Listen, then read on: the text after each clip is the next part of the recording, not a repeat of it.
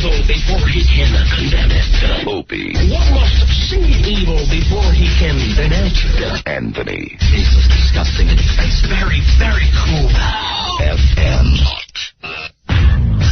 102.7 WNEW. It's Opie. It's Anthony. It's Lewis Black from The Daily Show on Comedy Central. If you want to talk to Lewis about anything that's going on in the news, locally, nationally, whatever, give us a call. 212-757-1027. I guess we need Lewis's take on Hillary, the carpetbagger. Yep, it's really, who cares? I don't, that's the least of my worries, Why do they even bring that up? Who cares? That she's a carpetbagger? That would be a good, if there was a good carpetbagger, it'd be good, wouldn't it? But she's not a good carpetbagger, so don't worry about that. The fact is we wrote a law that says somebody can live here for a day, which is about all it takes to become one of us schmucks. So, what's the degree of difficulty here? Don't worry about that, but the fact is, it's not that she's a who cares about it? It's that she's Hillary Clinton. That's worse, dragging that baggage around. Look, I've already lived with that Peckerwood down there for 8 years. I don't need her sashaying about, so I got to go through this for another 6, so that 14 years of my life, I got to spend at least some part of the day thinking, this guy got his winky blown by a 21-year-old. I don't care what happens. I don't care what occurs for the rest of our lives. Whenever you see him, at some point, you go, oh, yeah, that's the First Lady. Oh, I forgot a winky blow. At some point, that's what you think, and I'm tired of it. That means Chelsea, I got to watch her. Oh, what happened to her? Oh, what a poor girl. Yeah, boy. Son of a gun. She was on a boat with the Kennedys this past week. Did you see that? I thought, wow, that's the difference between us and them. You wouldn't see us on a boat with them. No. And if I was her, I wouldn't go anywhere with any Kennedys. At this point, why are they boating? If you're a Kennedy's, I think you should just be in a cryogenic freeze chamber. Something like just, all right, just don't touch me, don't look at me. I'm a Kennedy. You never know, a boulder's going to fall out. But apparently the women seem never to die. If you notice that. That's true. They live forever. Mm-hmm. Yeah. They're already cryogenically frozen. They just give them lobotomy. Like that one. Like, this one came out a little retarded. Put a couple of bolts through the head. Yeah, boy, that's a good one. Here was the angry one. We were able to get rid of that problem. But you got Hillary, who I think, I'm beginning to think, maybe, what? Maybe, what if she's got a maybe really? Seriously, what? Wait. I know they dumped out of that. So you're wondering if... they did? That maybe... D-I-K. You're wondering possibly that Hillary might have a schween. Yeah. Okay, well, sorry. Something like that. Yeah. I never know what the rules are here. Well, we don't either. They've upped the rules lately since you've been here, Lewis. I apologize. That's okay. Please, all of you out there who never even seen one, I apologize.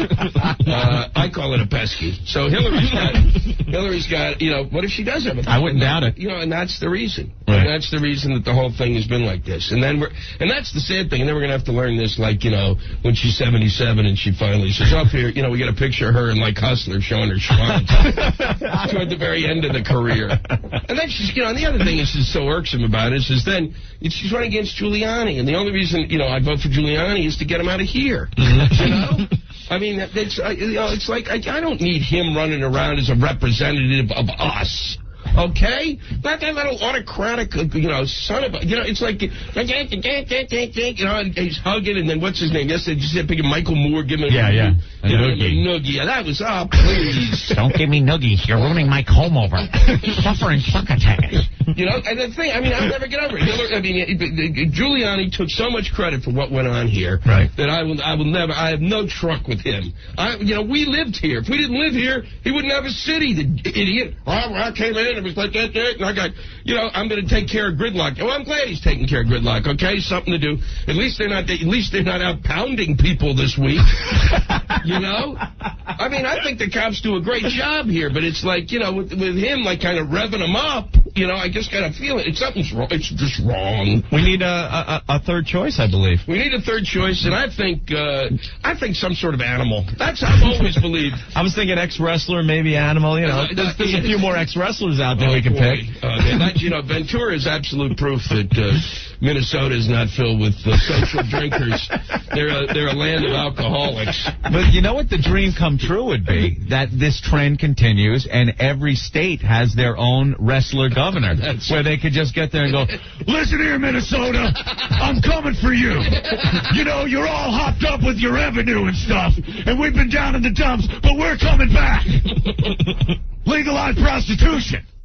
And that's always good. And it's always good for the state and the family to see the governor in a wrestling rink, refereeing. Oh, yeah, that's good. That was pretty fun. Good. Yeah. You know, that's always a nice, tasteful thing.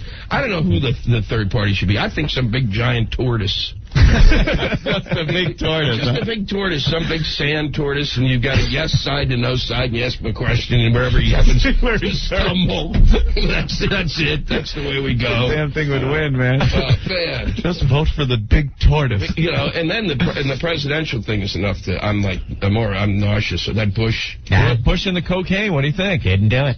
Didn't do it. Didn't do it. Isn't it unbelievable? It keeps backing off 7 years, 4.5 years, 9, 12, 108, 16, I fight. I mean, but, you know, once he started opening the can of worms, it's like, first off, I don't like looking at him either. All it does is remind me of his father, and I'm like, ooh, younger and creepier. Ooh, that's what spawned the older one. Ooh. I just don't get, I mean, you know, you did cocaine. If you did it, just say it. Just say it. What's the big deal? Not going to play by those rules. Not going to play by those. Not going to play. He sounds just like her, doesn't he? He does. Not going to play. Going to distract you by electrocuting some more Negroes.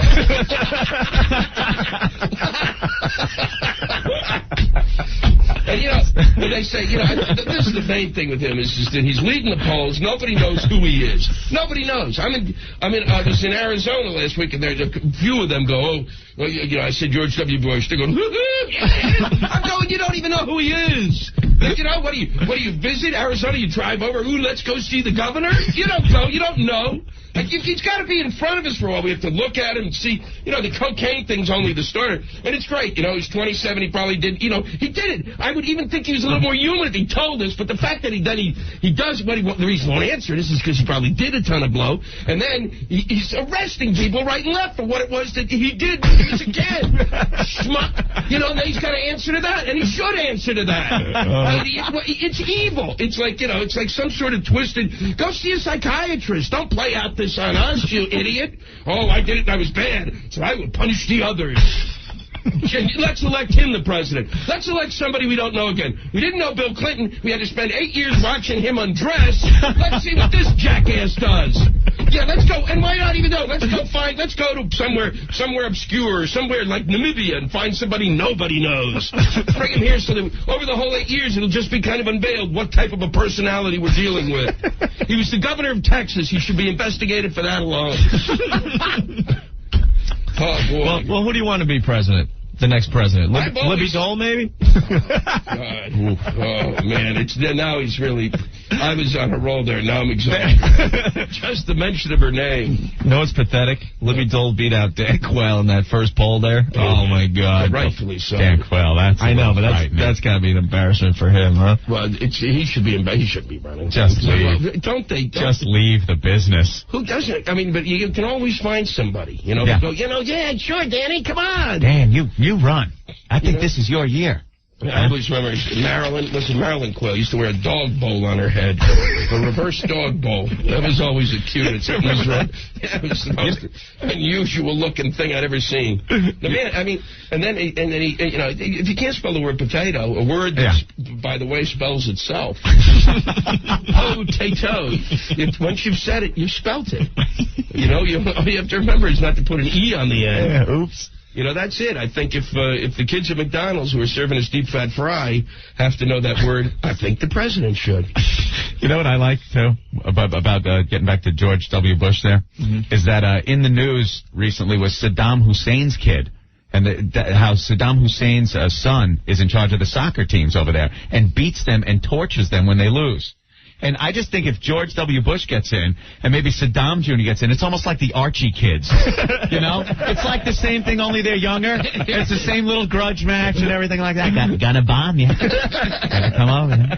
Hey, you, look, your father, look at you. And like you can make a sitcom out of it. And all of a sudden, George Bush and Saddam could be pals. Look at the kids fighting again. They'll never get over it. I tried to show them the road to death. When you're all trying to live. Oh, road to death. You never found me in bunkers, did you? Never found me. I was looking. Bombed everything. Now the kids are at it again. I'm almost looking forward to that. It was sad. I started to pine for those times. Missed that. Oh, man. Let's take a couple calls here. Debbie, what's up? Hey, over there, what's going on, guys? All right. How much you want to make a bet that Hillary's is bigger than Bill's? But Hillary's is home in the draw. Oh. Yeah, He was just jealous. Bill was getting some action. We're thinking strap-on, I believe. All right, hey, you guys suck. All right, thank you. you. Hey, Joe, what's up? Hey, Lou. Yeah. I have got to hear your riff on Kathy Lee, dude. Kathy Lee Gifford? Yeah. There's nothing to be said. Yeah, there is. That hasn't been said It already. hasn't been said 100 million You weren't reading the times. Post yesterday? Oh, you hear what she said on her show yesterday? No, I missed it. She was all upset because Cody doesn't want to kiss her on the lips anymore.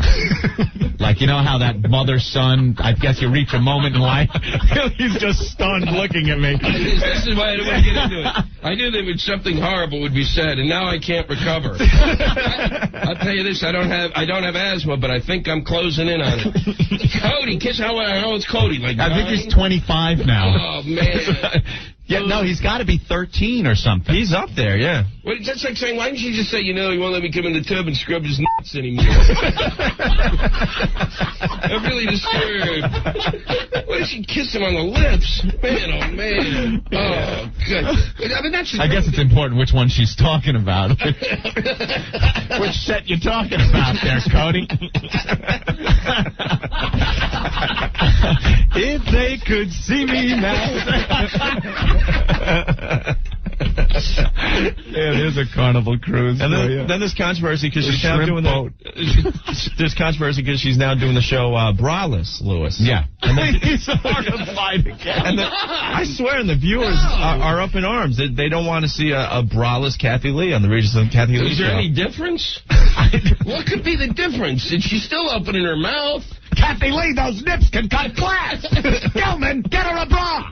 What could possibly, if you're watching her and her mouth is open and she's talking, what else could you possibly be worried about? What? The fact that she's speaking aloud, that's the end of it. You're kind of, because it forces you to drift out. I find myself drifting out. I wake up. I don't know why I'm in the room. Son of a gun. And then meanwhile, Regis is becoming a gazillionaire. Yeah. All of a sudden, Regis falls in on a show where that is like, you know, every day I got to read about that. I know. How little is happening that, oh, God, this is the greatest show ever. Wow, man, people have to pay that. It's insanity. Every day. And he's becoming popular. Meanwhile, his hair is becoming a color that I don't think exists on the human spectrum. Crayola's putting out Regis White. Have you watched that show? Oh, yeah. Yeah. You look out, you guys. I've had it with you. I know. I can't Well, we got to check out this stuff so we can I know. riff on it a little bit. I should, but I haven't been able to bring myself to sit down and watch it. Right. It's like getting to your taxes or anything else. Eventually, you got to do it, you know? What is this, like 3 more days of it or something like that? Something like that, yeah. Oh, man. Oh, God. I'm saving television, Gilman. Give Kathy Lee a Cleveland steamer. Dudes with tunes. So I think every time we open our mouths, we're pissing someone off. Opie and Anthony. We're out of control. We're so wacky. All right, knock it off. 102.7. Don't even try to figure it out. Just go along with it. 102.7. Hello, sir. I'm an elderly gentleman, and I need a motorized scooter. They call my name's Bill. What's your name, sir? They call my name's Bill. Bill? Yes, Have you seen a particular type that you like? I like the Little Rascal. The Rascal? I saw that on the TV. I'm a little rascal in my little rascal, Uh-huh. is what the woman said. That's what the woman said, huh? And she's getting around, she's shopping and eating ice cream. How fast does it go, sir? The fastest is about 5 miles an hour. I flew a P-51 Mustang in the big one. Yeah, it won't go that fast. Oh, it won't? No. I need also a room in the back for an oxygen tank, because I'm on oxygen. Oh, I see. And it's got to have good suspension because I don't want my colostomy bag dislodging. No, you don't want that either. No. Yeah. The bigger machines will have like a spring suspension in the front. Oh, boy. My friend Petey's got one, and it's a real chick magnet. Yeah? He goes around at the bingo game, and he gives the girls rides on the back. Can I get a two-seater? No, you can't get a two-seater. But I can't be jostled around too much. Yeah. I got a prostate like a porcupine. Yeah, I see. Yeah, that's kind of tough. You can stop by our showroom. We have 3 or 4 models on the floor, and we get them in. Excuse me, sir. How the hell am I supposed to get there? You're not driving anymore? No. I drove in a lake, and they took my car away. Oh, I see. Can I take one of these, like, on major highways? No, you cannot. Because my grandson lives far away, and I'd like to play some ball with him. No, you can't do that, no. I can't? No, the furthest they'll go is about 24, 25 miles. Is that the furthest range? Yeah, and they go about 5 miles an hour, so you'd be kind of lost on the highway, don't you think? I don't have much. I have nothing else to do. What else am I going to do with my time? If it takes me 2 hours to get 10 miles, I don't care. Yeah. Also, I lost my arm in the big one. Oh, you did? Do you have any kind of catapult so I could play ball with my grandson? That you could, like a pitching arm or something? No. They call my name's Bill. Could you just come over and shoot me in the head? No. I mean, hell, I was big once. I was in the war. I was a commander. And now I got to drive on a 3-wheel battery-powered scooter. Yeah, that's sad. This is degrading. It is degrading. Sam, could you just shoot me? Could you take a goddamn gun and shoot me in the friggin' head? No, I don't think so. Please, I'll come down, put my head under a wheel of one of the scooters, and hit go. I don't think it would Could do you anything. do that to me, No, I don't Tony? think so. They just hit me in the brainstem with a ball-peen hammer, Sam. Could you do that? No, I I don't mean, think so. hell, Yeah. I haven't been laid since the Kaiser was in Germany. For Christ's sake, I have big baloney breasts. I haven't seen a naked woman in 42 years. That's a long time. You know what that's like? My pants are up to my nipples, and I'm calling for a scooter. Yeah, what's your last name, Bill? I have wraparound eyeglasses that I look like the friggin' Terminator, Sam. I've lived for 85 years. It's enough already, for Christ's sake. Kill me. Could someone just kill me? My name's Bill. They call my name's Bill. Oh, Jesus. My teeth just fell out. My friggin' teeth. I spit my teeth out of my head. Oh. Kill me!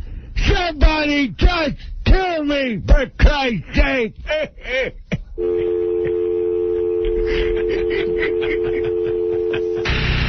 The Opie and Anthony Show. I have no clue what anybody's saying, but it's the funniest damn show. More stupidity on the way. 102.7. 102.7 WNEW, it's the Opie and Anthony Show. Hey, sorry. Off to another fine start today, Anthony. Yes. What? Right off the bat, what the hell mic flags are on here now? What is this? Is this the cheesiest? It's pieces of paper that say 102.7 WNEW on little square things. Let's rip it off and get them mad. See, they're on to me. They tighten the screw really, really tight. Oh, there we go. There we go. We said we don't want any mic flags.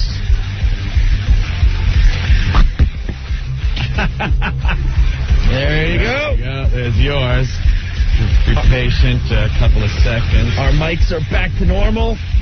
We keep telling people Ant and I can't see each other with these stupid huge mic flags on the microphones. We hate those mic flags. God, there are people around here that really need to get a real job.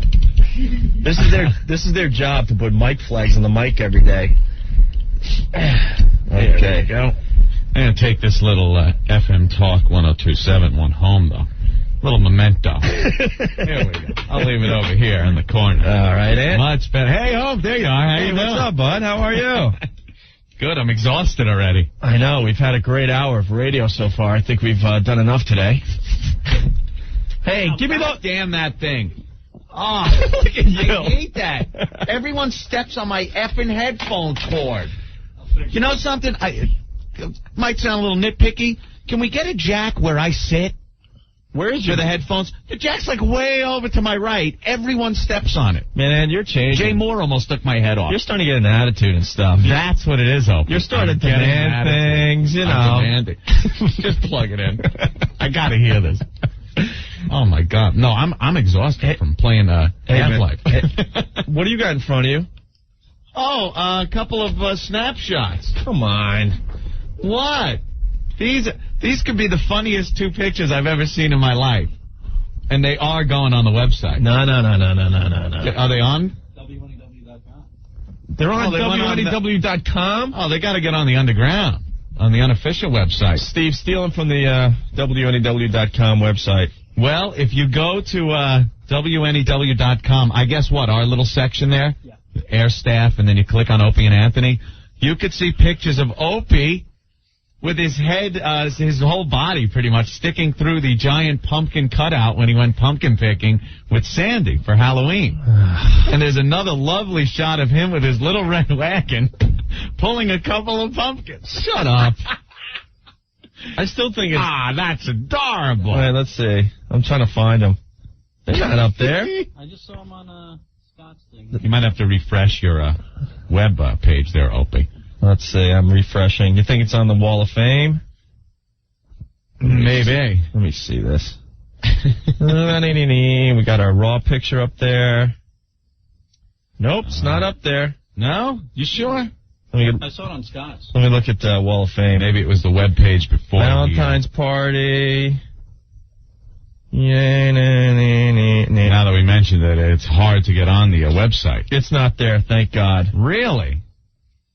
Thank God. I can't see why. I'm sure it's just a matter of time.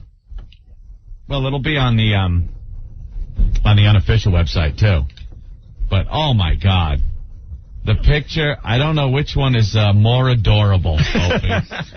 You sticking your head through the giant pumpkin cutout, or you pulling the little red wagon with the pumpkins.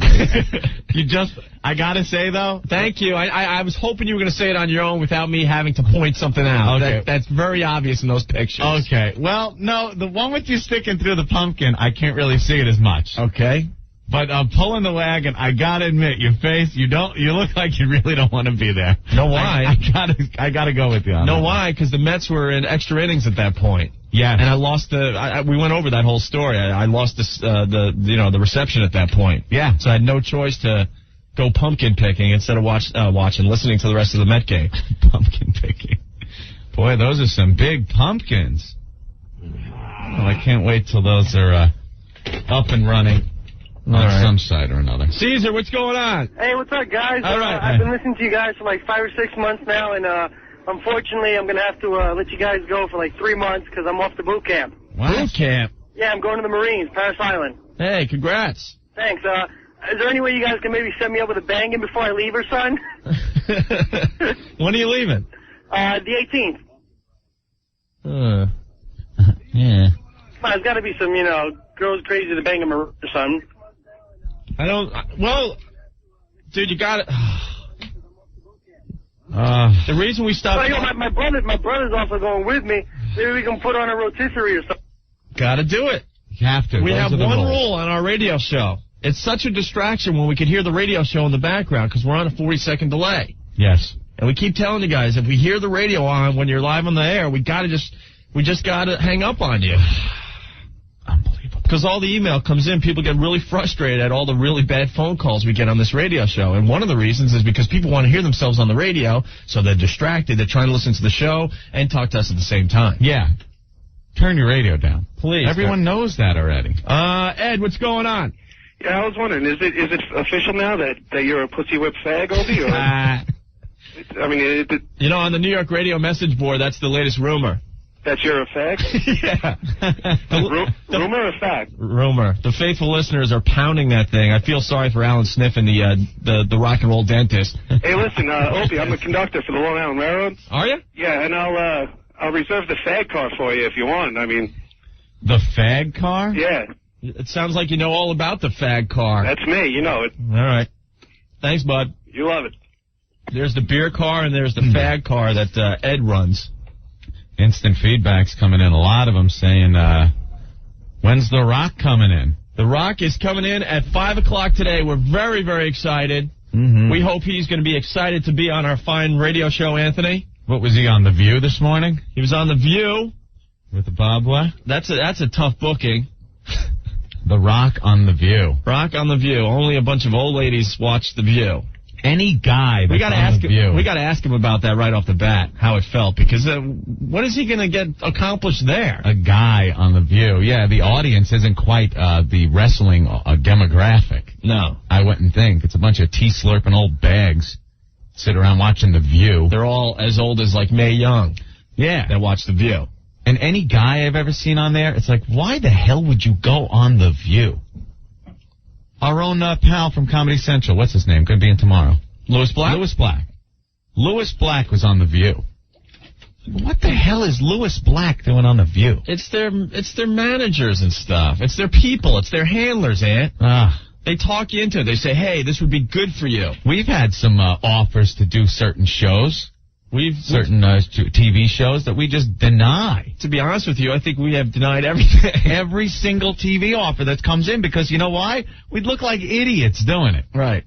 We know that. We don't have to be on TV. And then there's TV shows trying to split us up, like we only want Ope, we only want Ant. Yeah. It's like, well, no. Stupid, like, sort of one of those Bill Maher shows. Oh, we did turn down... Politically incorrect. We did turn down politically incorrect because we hate Bill Maher, and the next time we see him, we're going to punch him in the face.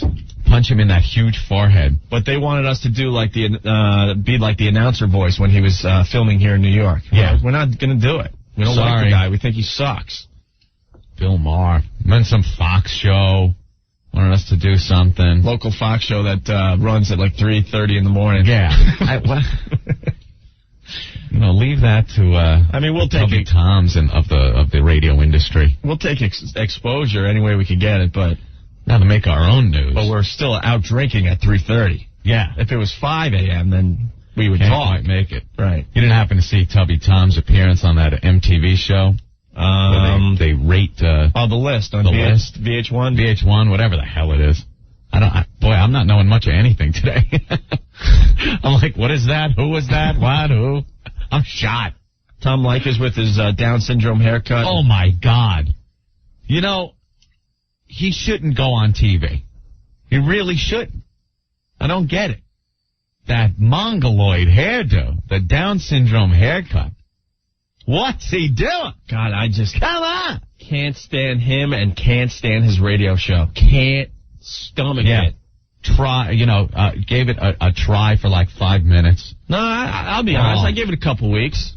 5 minutes at a clip. Hated him when I knew he was coming here. Said, all right, I will put all that aside, even though we battled in the beginning. And I said, okay, I'll have an open mind. I think everyone should at least have an open mind. And then I listened as much as I could. And it's just god-awful. It's just god-awful. Horrid. Oh, man. What? It's line 2, Steve. Will O&A do the Rosie O'Donnell show? Yeah. Steve. Yo, what's up? What's up? Why don't you guys go on Rosie? Yeah, Rosie. Come on. That's Rosie? another show. Like, what guy would go? What self-respecting man would go on that show? Some fake. Every day you see the guys in the audience. Oh, my God. You know they're whipped I love you, life. Rosie. Rosie, I love you. Rosie would never have us on, first of all. Yeah. Oh, what's up with adopting this third child? Like, give me a break. She's eating them. She's snacking on them, and she's halfway through the second one, and she needs another. Give me the baby. I want that baby in my belly. I'll tell you what's up with that. Rosie wants to pretty much save the world. Yeah. And if it means, adopting 17 kids, she's going to do it. She's one of those. Save the world. But meanwhile, she thinks she's the type of person who is just all good. A perfect role model She's for everybody perfect. else, right? So she's going to adopt these children and take them away from a life of horror, I guess. Horror. She is the horror. And be Rosie O'Donnell, perfect person that she thinks she is. She knows everything. She knows all the right things. And anybody that doesn't agree with her is wrong. She gets on that show of hers and starts preaching. Oh, my God. Oh, shut up. Christ. First of all, she gets on the bandwagon with that Chub Club thing. Tries to preach about that. You can't even lose weight yourself. She hasn't lost a pound. Before you start getting on your vehicle and preaching a cause, please try to do it yourself first. Before you branch out. If you slimmed down a bit and then started your Chub Club to get other people to slim down, hey, sure. It's kind of Why like not? It's kind of like an alcoholic telling everyone else not to drink. Don't drink. Don't drink. While you're just another beer. While you're just slamming them in the background. Yeah, exacly. You know. Hey, did you guys see the band show last night? Yeah. Yes, I did. With that game, Hungry Oprah's? Oh, my God. I just fell off it was the Hungry Hippo game, but right. It was Oprah. And it had like these little miniature hamburgers. Oh, my God. It was great. Listen, I got to go, guys. Take it easy. Bye. Yeah, the Man Show was pretty funny. It was like a retrospective of the past year. It was hilarious last night on Comedy Central. Yeah. And I was watching with my brother. Sandy was there and Sandy's sister. And they did the whole lingerie segment. Did you see that? Yeah. Oh, man. All the chicks from the show. What are they called? The Juggies. The Juggies or the Jiblies or the Jiggalies? The Juggies. The Juggies? Yeah, and they're going into the dressing room and trying all, like, the hottest lingerie, and that one blonde that is just like, She was huge. Right. And Sandy is just getting more and more agitated. Really? More and more agitated. Every hot woman that is appearing on the TV, and me and my brother are just losing it, loving life. And my brother had the line of the night last night. He goes, Sandy, I don't think this segment is catering toward you. Right. You know? Exactly. Because she's like, oh, my God, her boobs are so blown up and big, and look at that. Was she getting pissed? Oh, yeah. Does she need another cruise? I'd be glad to send her. You know, I think I'm going to have to write a check live on a radio show for you. Are you going to do that? Are you serious? It's going to kill me. It's going to kill me, but I'm going to do it. You're actually going to pay for Sandy's cruise? Yeah, you got to explain, without explaining, obviously, what we're talking about. Well, my wife, Jen, was a little pissed off, I guess, and decided to go on a cruise on my American Express card and took Sandy. Right. Your girlfriend. Right. With her. Right, and you just assume, like, Sandy paid her way. Yeah. And your wife paid her way. No. All charges went on my Amex. I paid for your girlfriend's cruise. I bought a cruise for your girlfriend.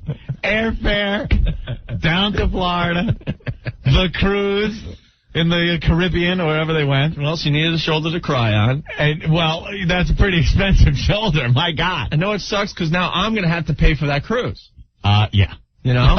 Okay. I won't deny it. In all fairness to Ann, Ann's like that, dude, whatever. They scheme behind your back. That you don't really have to pay me, but I really have to pay you, and I know that. Yeah. What it's going to come down to, though, I'm going to have to pay for that cruise. You have to pay for the other one, and neither one of us got a BJ. No. I got nothing. I got to write off I got to write a check to you for a great vacation down the Caribbean, and I got squat. That's all right. That's all right. I'm getting effed. More ways than one. That's right. Jiminy Cricket. All right. But The Rock is coming in at 5 o'clock today, Anthony. Yeah. Very excited. If The Rock is listening, you got a bunch of huge fans here on this radio show. I hope he's The Rock. I hope he's The Rock. And not Dwayne. I hope he throws us around the studio and has a lot of fun up here today. Yeah, I want The Rock to come into the studio. I heard on The View he wasn't The Rock, really. He was The Rock a little bit, then he was Dwayne. He was Dwayne. We just want The Rock. I've seen him on the other shows sometimes, and he's like, yeah, well, if you smell what The Rock is cooking. Right. And it's like, wait a minute. No, you're The Rock. Right. You got to be The Rock. Do what it takes. Smoke some crack, whatever, drink. Just come in here as The Rock. Absolutely. And you will make us very, very happy. Extremely happy. We're like little kids today. Yeah. For the first time, I'm going to look at one of our guests and go, oh, my God, it's a superstar. Absolutely. And you know how big that guy is? You know how tall he is? It's huge. It's going to look like, make us look like all fidgets. That's all right. And then my girlfriend will be creaming her pants over another guy. Great. Yeah, she really loves it. Oh, my God. She's already in the city walking around, just can't She's wait. all giddy. She's all dressed up. Yeah. That makes a guy feel good. She got all dressed up for The Rock? Yeah. Oh, that's something. There's such a double standard, too. Yeah. Because like I was just saying about the Man Show last night, I'm sitting there. It's like girls I will never, ever meet on the tube and just great lingerie, huge boobs, perfect bodies. You have to sit there and watch. They're crawling around the floor, and you're just losing it. Any guy would, right? Uh-huh. And she gets pissed because she sees that I'm losing it a little bit. But it's a TV. But she could just lose it over The Rock to the point where I swear to God, if The Rock said, give me a Hummer, she would do it. Oh, my God. Without a doubt. And she is a nice girl, but she would do it, right? And Rick would step in and say, hey, Rock, you get your hands off my sister. And The Rock would kill you.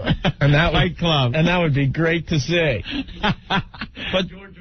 But see, she finds it completely normal that, you know, she could have all these whacked out fantasies with someone that she will see in the flesh. Yeah. Right?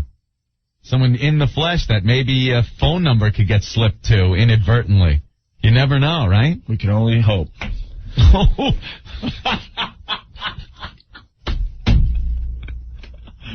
Oh, my God. We can only wish. We can only pray. And also at 4 o'clock today on the show, Jeffrey Ross, a very funny guy. Yeah. What the hell is going on here? We're starting to get, like, real celebrities and real guests. It's all downhill from here. I want to go back to, on the way, egg shooting and... Well, we will. We still are. And penis weightlifting, that type of thing. But we have, things like Lesbian for a Day that we still do. Jeffrey Ross, the king of the one-liner. Mm-hmm. He does the roast on Comedy Central all the time, and he's like the hit by far. And he's appearing at Caroline's tonight. Is that the deal?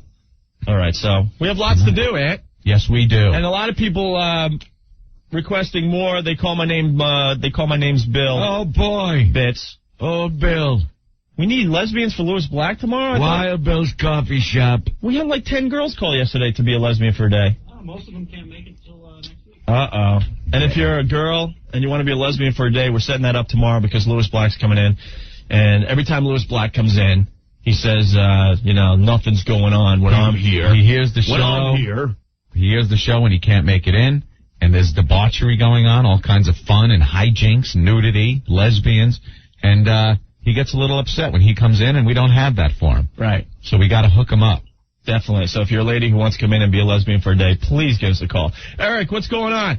Let me tell you something, guys. I don't have a big enough sponge to wipe up my girlfriend's mouth when The Rock comes on the damn TV.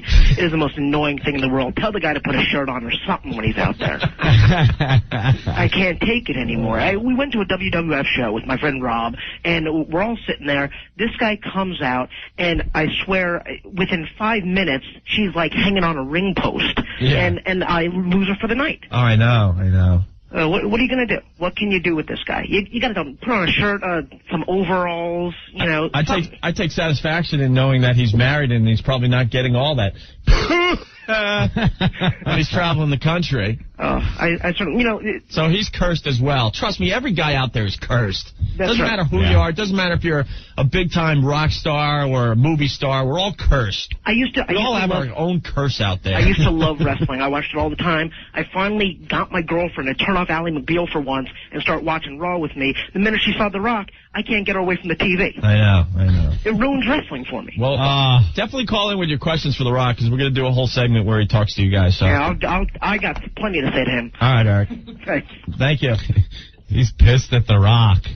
And I don't blame him, man. A lot of guys. All right, Ant, we're running late. We're going to take a quick break, and right after the commercials, I think we're going to play the They Call My Name's Bill phone booth bit. Oh, boy. A lot of people are requesting the They Call My Name's Bill bits today. Opie and Anthony.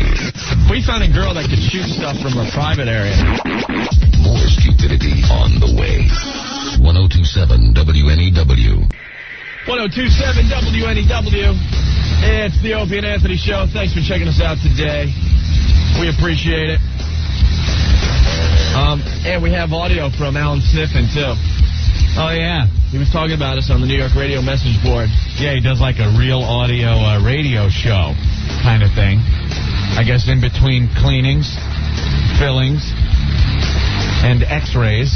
Right. He has time to do a little real audio recording of his opinions of New York radio. Well, our faithful listeners attacked the New York radio message board last night. Yeah. They continue to attack it as we speak, and we kind of told you guys to lay off because it was funny, but yeah, we kind of like the guy, actually, because he does have an open mind as far as what we're doing here at NEW. One of the few that posts on the New York radio message board. How could you not like your friendly neighborhood dentist? Right. You know? Seems like a nice enough guy. Yeah, he's all right. The only thing is, if you listen to his, what he calls board reflections. Right. It's his own private little radio show on the computer, Opie. Yes. He sounds like friggin' Tom Leykis. Are you serious? His voice sounds like Tom Leykis. Do you want to get into it now? I guess we could a little bit. I got it somewhere here. Keep talking, Ann. I got to find it. Me and Rick were listening to it a little bit. And he goes off on a whole thing about us and morning radio. And well, he insists we're doing morning. I hope you were listening yesterday because it was really, really, really funny. We were talking about the New York radio message board. There's a bunch of tools that need lives that discuss all the important issues that are that concern New York radio, or they think are important issues. And what are some of the examples they've discussed in the past? Oh my God! They come up with these stations I never heard of? Should WXAZ do standards? Right. And then there's a whole 20 answers to the question. What should WNEW do next? And then there's 20 more people with different opinions. And they're all old school. I mean, they're convinced all the jocks that used to work here still have something to offer to other radio stations in New York. Oh, and you hear Bring Back Dave and Pat St. John and Carol and have them go back to doing classic rock. It's like, what? It's like, when is the rest of New York radio going to wake up and realize what a talent Carol Miller is? Oh. Yeah, but that's what you get on that. Like I said, a lot of these guys, I picture them, they have their black and white photo of them by the big radio microphone, wearing the suit and tie, and holding the one headphone ear very close to their ear as their little promo shot. And what we're doing here at NEW just repulses them. They hate it. And they're convinced because they hate it, everyone else should hate it. Right. So they go on the board and spiel about why we suck and how we suck as the ratings, God willing, continue to rise. They had a whole discussion how unprofessional we are because, we'll cough and whatever, burp and just, do stupid stuff while the mics are on. Yeah. Maybe our grammar isn't perfect every time we open our yaps. Oops. As long as we're entertaining and making people laugh, that's all we care about. But they couldn't imagine opening up a mic and broadcasting the way we do. Right. I mean, that is just heinous. Tom, what's up? Hey, what are you guys, a bunch of pussies? Why? What? You tell everybody to bash this dentist yesterday, and now you're kissing butt on him. No, I think you've misunderstood us. We said bash the board, but we actually said that Alan's a pretty cool guy and he's had an open mind. The point we were trying to make yesterday is there's a lot of rumors that are started on the New York radio message board that have no substance whatsoever. The latest... Oh, come on, he put his drill in your mouth. The latest... shut up, dude. Fags. Thanks, Tom. And the latest being that... Ant and I are going to mornings. There's just no truth to that whatsoever. And he just insists we're going to mornings. And what happened was the listeners went on the New York radio message board yesterday and started their own rumors, and that's where the comedy came in. Yeah, it was. You guys were making us laugh really hard. Yeah. So Alan has responded to all the mess we created yesterday and today, Anthony. Yes. I believe this might be the first time Alan's actually doing his show over a major network. Yeah. He does these once a week, these board reflections. I think if he gives his opinions on things. We give him a forum on this show, you think he'll invite us in to do a root canal one day? And let's not forget, this guy is a dentist. Yes. The other WNEW issue, which has come up in the last few days, is Opie and Anthony. You know what the problem is when you discuss people like Opie and Anthony and Howard Stern and so forth, is their fans can't seem to discuss this on the level that it ought to be discussed at. Nobody, including myself, is making any personal attacks against Opie and Anthony, and I'm the one running the board. I did not say anything negative about them. In fact, I think I've been a supporter of Opie and Anthony, and I think they have acknowledged such over the air, that my personal position with respect to them has been a reasonable one. What I did say recently, and I will stand by, is that I thought that they should be doing Morning Drive on WNEW. And I believe they should be. I'm not saying that as a personal criticism of them or their listeners. That's not a knock, and I don't understand why it's being taken that way. From a radio programming point of view, a radio programmer is like somebody who has a hand of cards, and you want to manipulate those cards as if it were a game of poker. You want to use them in such a way that your hand is the strongest. You don't have a personal love for the Jack of Hearts versus the Jack of Spades. Your interest is taking those cards, putting them together in such a way that you'll win. That's what this is all about with radio programming. I'm not knocking Opie and Anthony. I'm only pointing out that it is obviously, at the moment, WNEW's most successful show. The most important day part in radio is Morning Drive.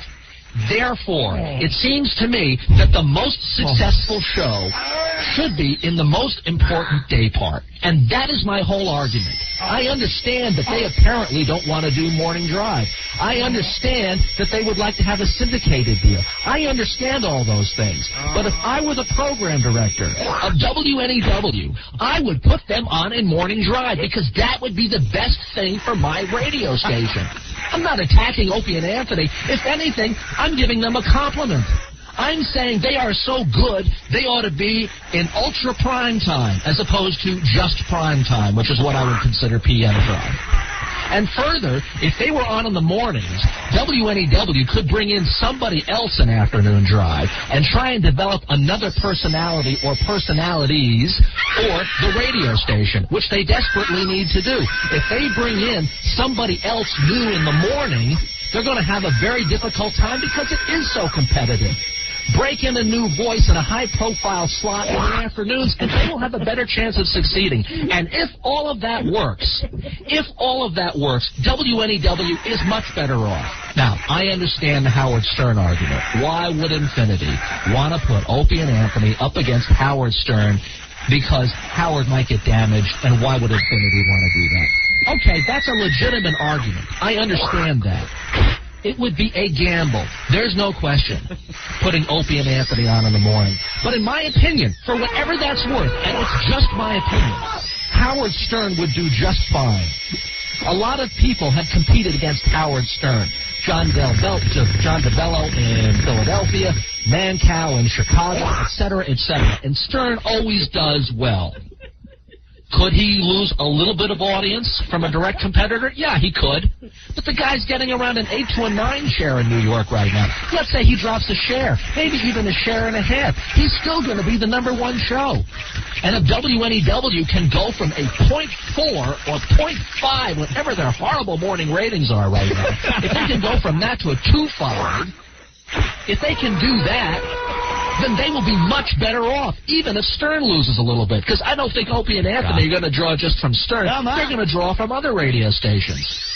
So it seems to me there's a good possibility that they could do well in the morning, and Stern would still do well in the morning. And under those circumstances, Infinity comes out way ahead.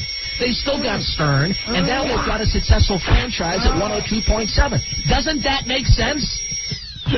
Now, you can disagree with me, but I think there is a logic to it. After all of the discussion and those arguments that I have made on the board, apparently Opie and Anthony decided yesterday that they were going to encourage their fans to come on the New York radio message board and just post crap, which is what went on yesterday afternoon. And you know what? I don't know what was gained by that exactly. Obviously, I can block them. I can delete the posts. I can do all of that stuff. But I'm not sure what was being gained here. Those who want to defend or argue for Opie and Anthony, I encourage you to come on the board. Believe me, I don't want to be the only one expressing my opinion here. That's boring. That's no fun. But come on and debate the issue. What is it that I or somebody else has said on the board that you disagree with? Don't come on there and say, oh, you're all a bunch of DJ wannabes, or you're jealous, or whatever. That's the same crap that Stearns fans spew out when somebody criticizes Howard. And that's a bunch of nonsense. Argue the point. If you disagree with something I or somebody else have said, then take what it is they say and argue with it.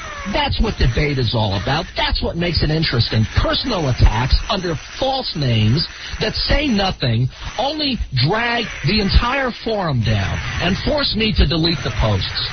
I am not out to get Opie and Anthony. I think they will tell you that. Never mind what I say. Ask them, because they read the board and they know what I've been saying for the past year and a half about their show. If you've got a criticism or a disagreement, then argue it on that level. If you're going to come on and just trash the board, I'm going to delete your posts, and I'm going to block you.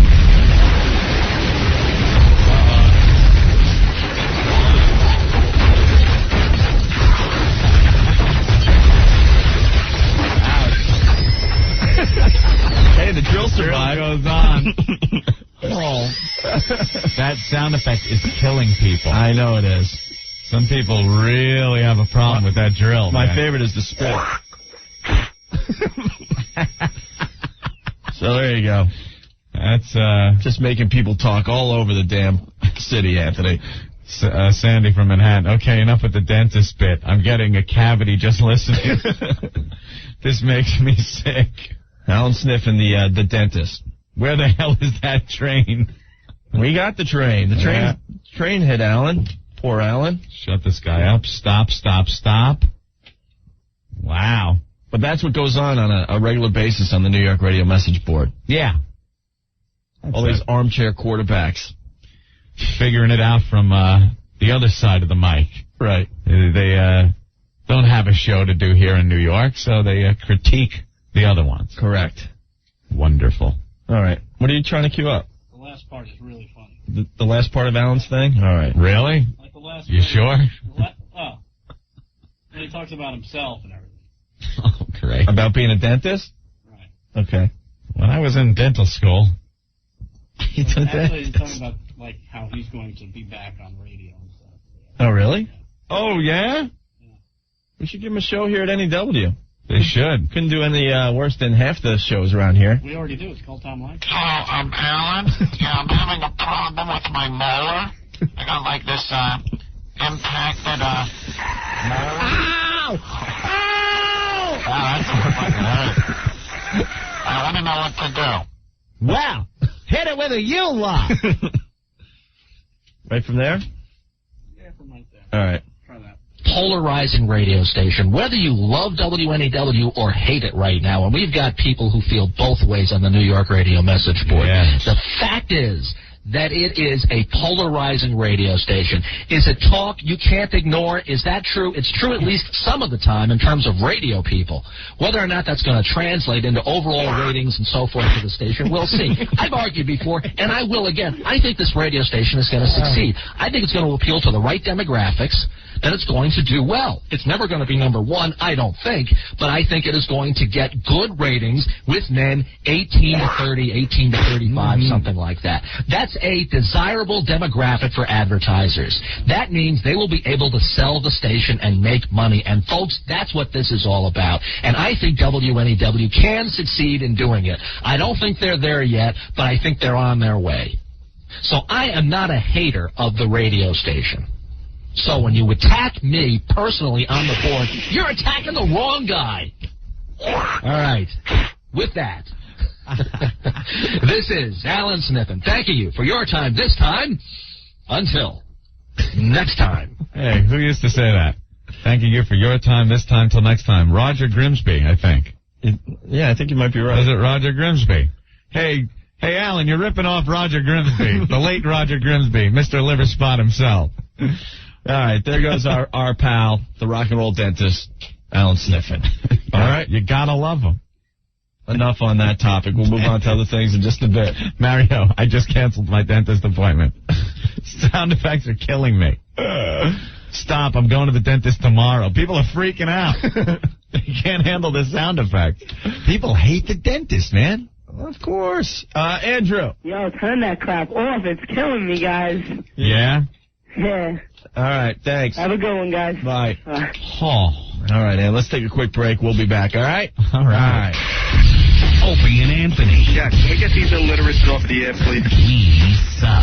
If I wasn't on it, I wouldn't listen. 102.7 WNEW. All right, this is 102.7 WNEW. Mixing up the crap today, huh, Ant? Oh, yeah. Throwing it all over the place. Hell yeah. It's the O&A show. If you got something, 212-757-1027.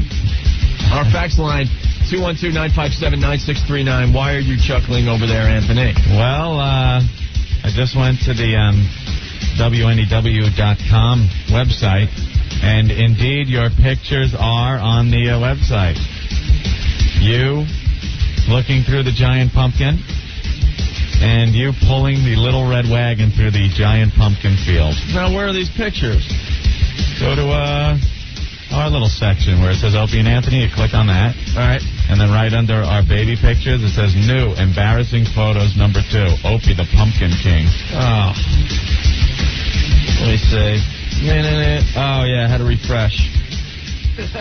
Sometimes you got to refresh your web page, Anthony. Oh, of course. Little reload act. Oh, God damn. There it is, the famous picture. Look at all the other guys with their girls. The second picture, you can see it in my face. Why am I here? Please admit that part of it. Yeah, you look like you really don't want to be there. All right. Gotta admit. I'm sure they'll be on the unofficial website by tonight, Anthony. Yes. Speaking of the unofficial Opie and Anthony website, there is a very, very funny little video clip, I guess. Almost a video clip. It's like an animation. Animation, sure.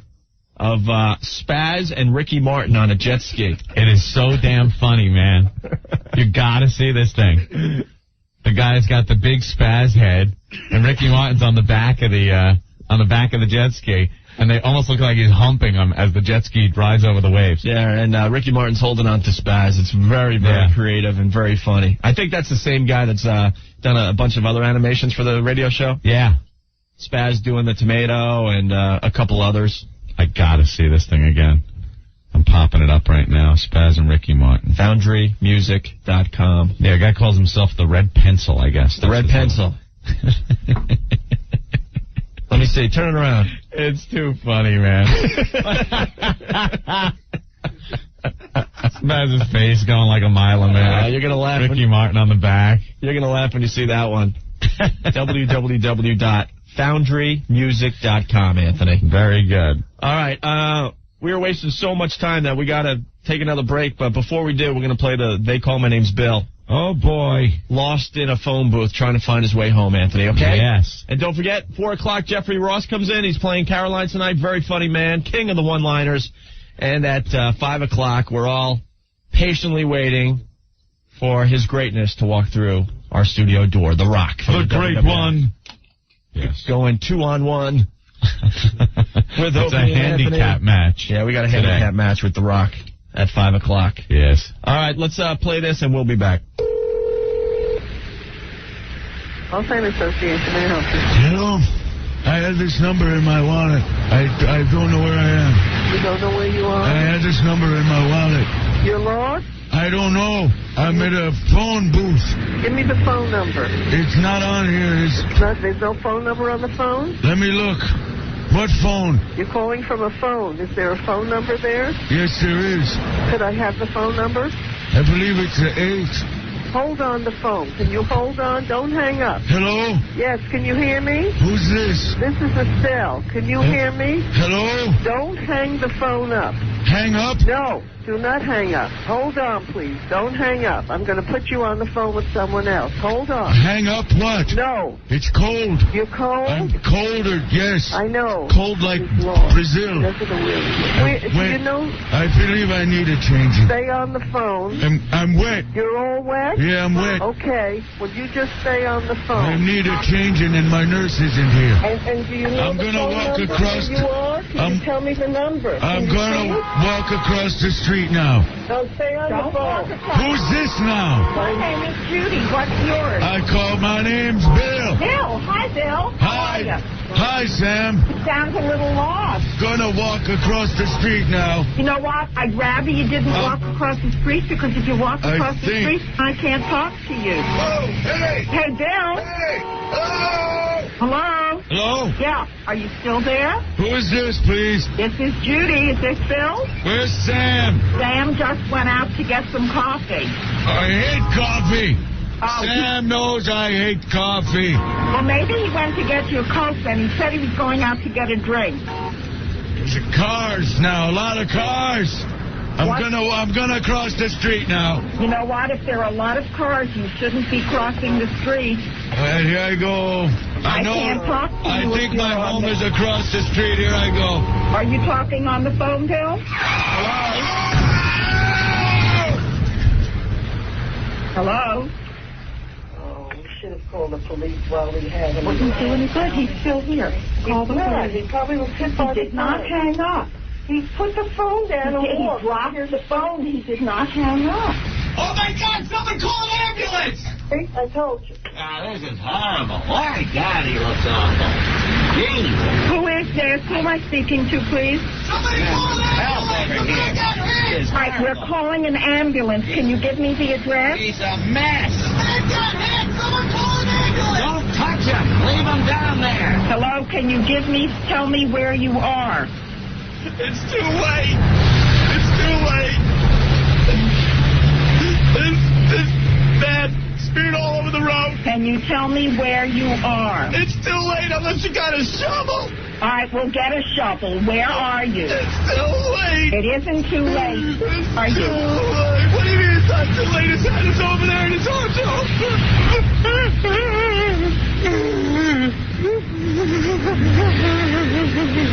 Can't help you if you won't tell us where you are. You can't help anymore. Just bring a shovel. Can you tell me where you are right now? Disneyland. In Disneyland. Can you tell me where in Disneyland? Pirates of the Caribbean. And the Pirates of the Caribbean. Yo-ho, a pirate's life for me. I'm okay now. You're okay? You got all pulled yourself together again? A car hit me and I feel fine now. Oh, I'm so glad you feel fine, Bill. You had me really worried. That's all Bill needed was a little bumper. Can you tell me where you are, Bill? Jupiter. Now, on Jupiter. Planet Jupiter. Is there a street number or a name on planet Jupiter? 23 Jupiter. 23 Jupiter. 23.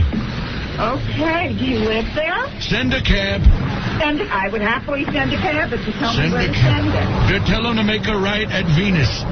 Right at Venus. And it's Jupiter, 28 Jupiter. 28? That's what I said. Okay. And what are you doing there now?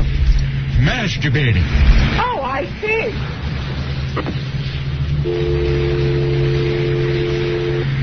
Opie and Anthony. Is this the best radio you guys can come up with? 102.7 WNEW. It's Opie and Anthony. This is 102.7 WNEW. On the way, we have to play it one last time. Drown Cuban Drown. The little kid going back. Elian Gonzalez. See all the protesting going on in Miami? Yeah. CNN had some live footage going on. They're all protesting over the little boy. Poor kid. Got to go back to Cuba. Right. Cuba. And start rolling some cigars. Some cigars instead of going to school here in the States. Could be his last day in class. They show the little picture on the Daily News. Being walked to school. It's just not fair. You give him a taste of freedom like that, and now you throw him back into that world over there in Cuba. Hole. And he was here during Christmas. He got a bunch of cool presents and everything.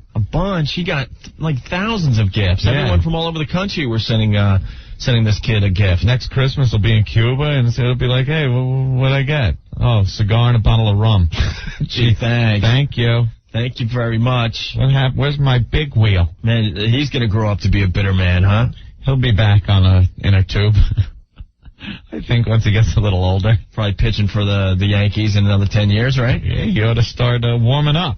All right, so we'll play Drown Cuban Drown, getting a lot of requests for that. Also, for the faithful listeners that hung through the commercials, Anthony. Yeah. Let's give away some wrestling tickets. We do have The Rock coming in at 5 o'clock. And right now, if you're the 10th caller at 212-757-1027, you're going to win a pair of tickets to see the WWF at the Continental Arena January 16th. Tickets, by the way, for this event still available through Ticketmaster, but the 10th caller gets a freebie pair. All right? Quick musical break right into Drown Cuban Drown. If you haven't heard that, stick around. It's coming very, very soon. Drown, drown, Cuban drown, drown, Cuban drown, yeah, Cuban drown, drown, drown, drown, Cuban drown.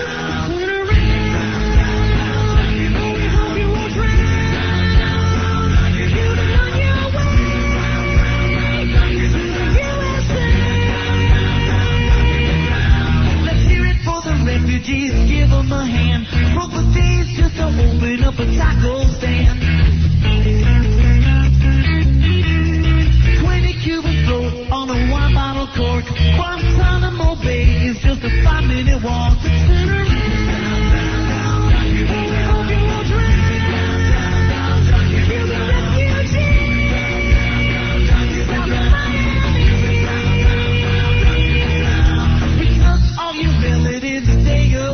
Remember Ricky Ricardo, Baba Luaye. Look at Mama Tina, she's as big as a boat. You shove a motor up her ass if you thought she'd float.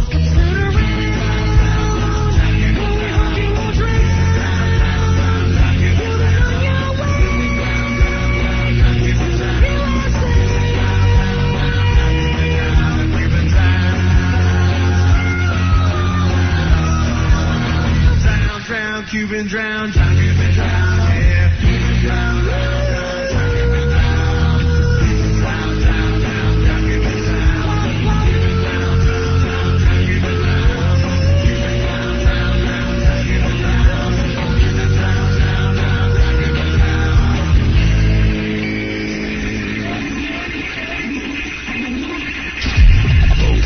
I'm all for violence sometimes. Hey, you guys are a bunch of pussies. God, I want to punch you in the face. That'll leave a bruise. 102.7 WNEW. It's the Opie and Anthony Show. 102.7 WNEW. We're all getting a little nervous. The Rock is coming in here. I'm just getting a little nervous because he was on MSNBC. And he was just being Dwayne. People say he's just Dwayne. You know, he's being Dwayne, not The Rock. We want The Rock. We want The Rock. We want The Rock. Like, what is it? He's got two distinct personalities, Dwayne and The Rock. Well, a lot of these guys look at it as a role they play, but in the eyes of like you and I and a lot of the WWF fans, oh no, he's The Rock. He's The Rock. He takes a dump as The Rock. He eats like The Rock. Yeah. He apps like The Rock. Gotta be The Rock. He's like a superhero, Anthony. Like when you went to see, you heard Batman was going to be appearing at the mall. It wasn't the guy that played Batman. It was Batman. Yeah, you were fully expecting, the whole deal. Yeah. So we're praying. Because if he's just like Dwayne, then it's going to be like pulling teeth, and you guys are going to hear like really bad interviewing. It's like, well, so my book. So did you get into wrestling like a long time ago and stuff? Well, yeah. It was, my father and grandfather were in it. 3 generations of wrestling. All right, we're going to take a lot of phone calls when he's in here. Yeah. If you hear him not being The Rock, you guys know what to do, okay? Yes, our faithful listeners will know what to do. We are far too big of pussies to I was just going to say confront a guy the size of The Rock. Let's see, we're brave. We'll admit it. Yeah. We sound brave. Oh, yeah. We trash a lot of people and stuff, but if they're right in front of our face, we are...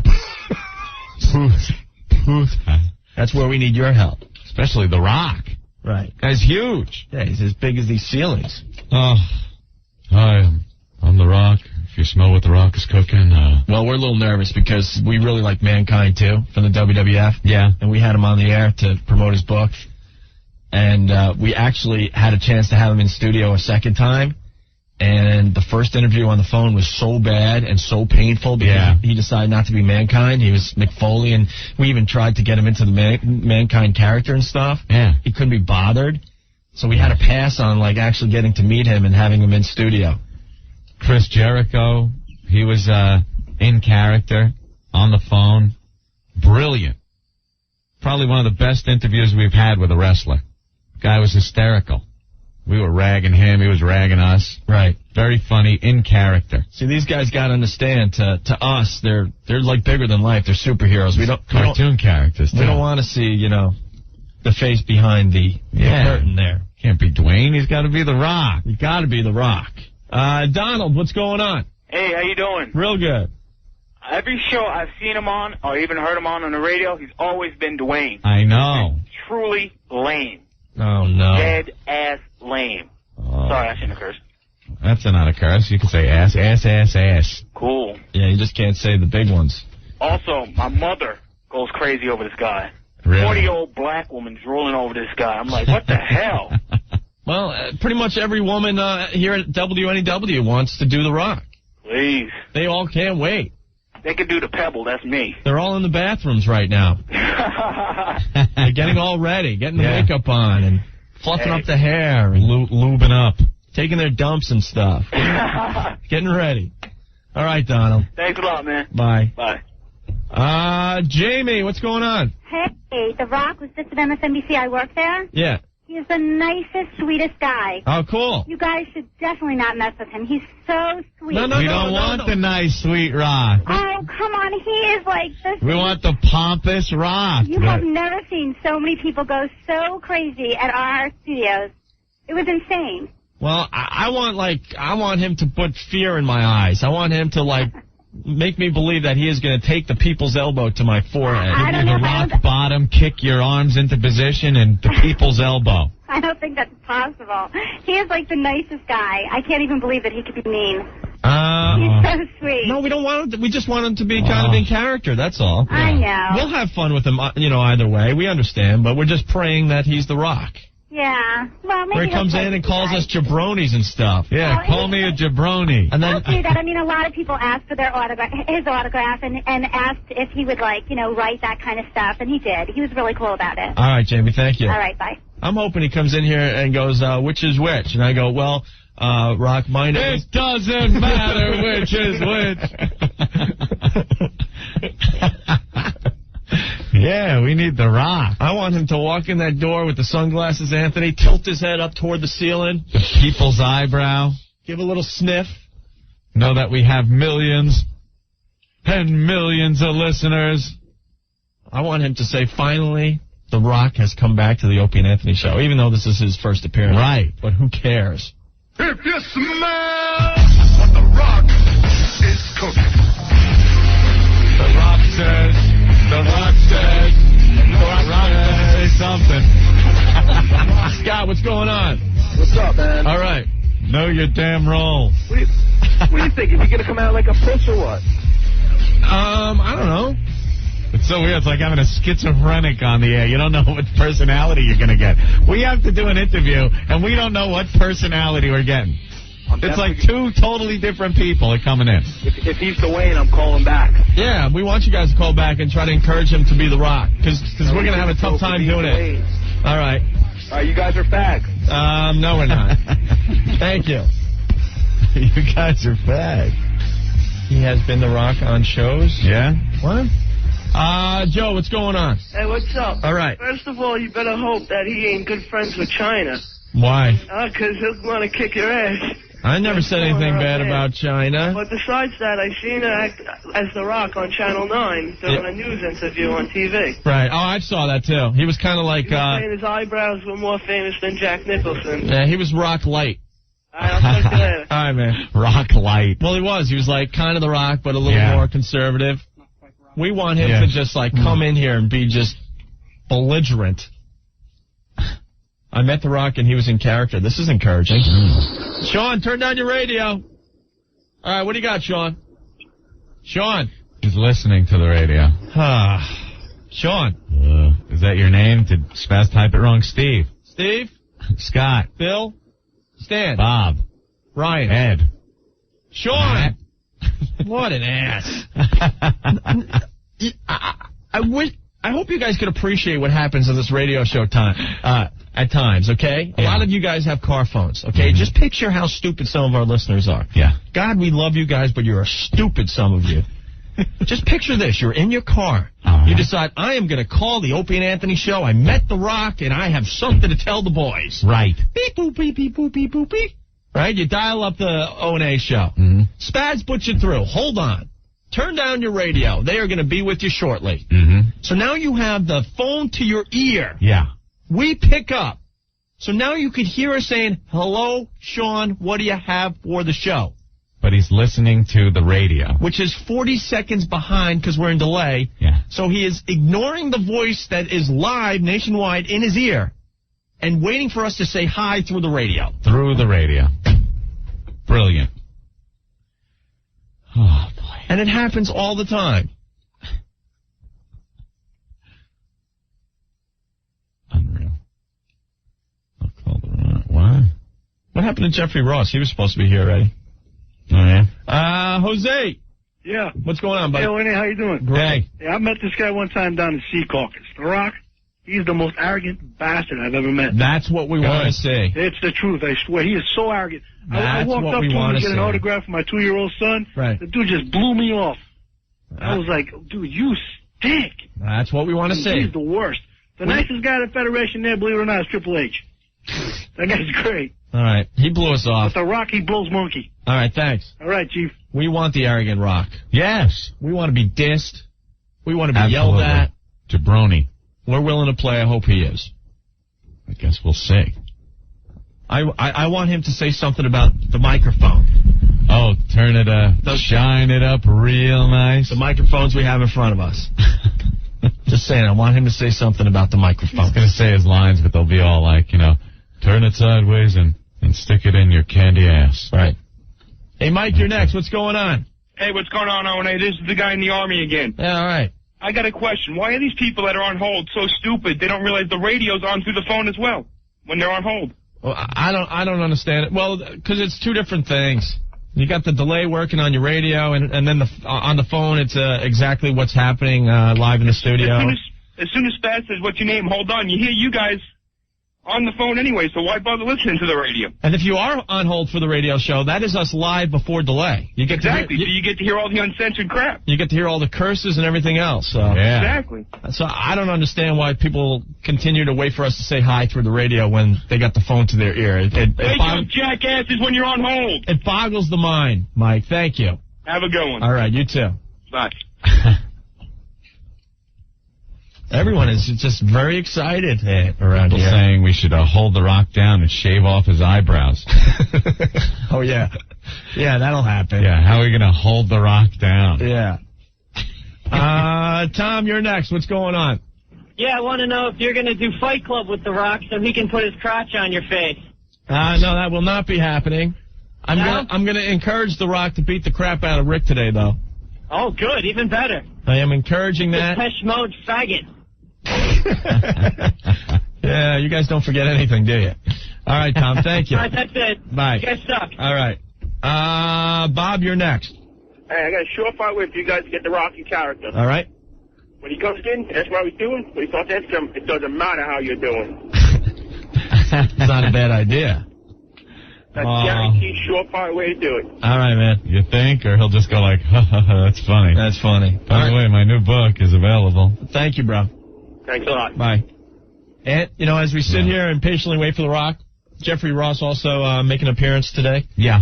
A return appearance. I have to say, I think Bill Parcells is the most brilliant mind in football today. Genius, this guy. He's an absolute genius. He's calculating like Michael Corleone, this guy. He's amazing. At this point in time, I truly believe he was never going to quit coaching. Nope. Have you been following this story? It's amazing. Yeah. Okay.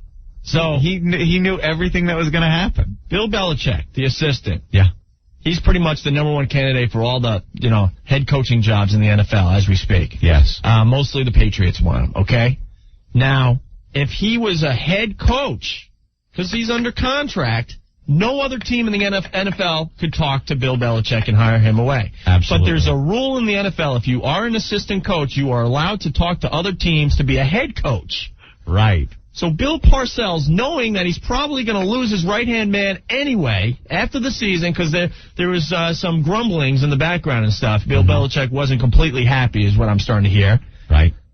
Bill Parcells quits as the head coach of the Jets, making Bill Belichick the head coach now. Right. Which in turn means no one in the NFL could talk to Bill Belichick. Right. Knowing that Bill Belichick would not go for this, he will and leave. would quit because he was so unhappy in the Jets organization. Okay? Thus opening up the position. Thus opening up the position again, and now if the Patriots want to hire Bill Belichick, they're going to have to give the Jets draft choices. Draft choices. Little revenge for when Parcells came to New York. I bow to him today. It's amazing. There's no doubt in my mind he makes an announcement within, I guess we're waiting for the new owners to take over. New owners who will probably hand over huge amounts of cash to Parcells, right, to once again take the helm of the Jets. He had no intention of leaving. I knew what he was doing. It's one man's opinion, but I am completely convinced of that. He's going to get draft picks and more money. Draft picks, more money, and the whole team and the whole city rallying around him because now he comes back as like the hero. Like, right. I am here to save the team once again. Brilliant move. I think he totally had it planned. I'm convinced of it. Amazing. Pussy. He's not a pussy. He's a big, stinky smell. Rick doesn't like him, I guess. It's all business, pal. I understand. It's all business. 16 years with your buddy, bend them over. I like what he says, too, to the press. Things like, I'm in control. For the time being. What is he, Alexander Haig? Yeah. He says, I'm in control right now, and that's all I think you need to know.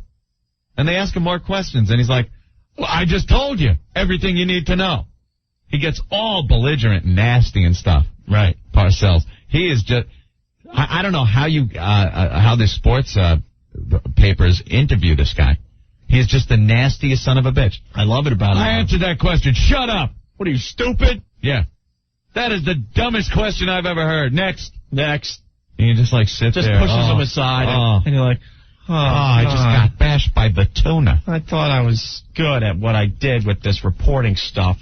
So he comes back to the Jets with probably draft picks and more money. John, what's going on? I want to know, how do you feel about the Pete Carroll thing? Pete Carroll what? If he can be the coach of the Jets. Please.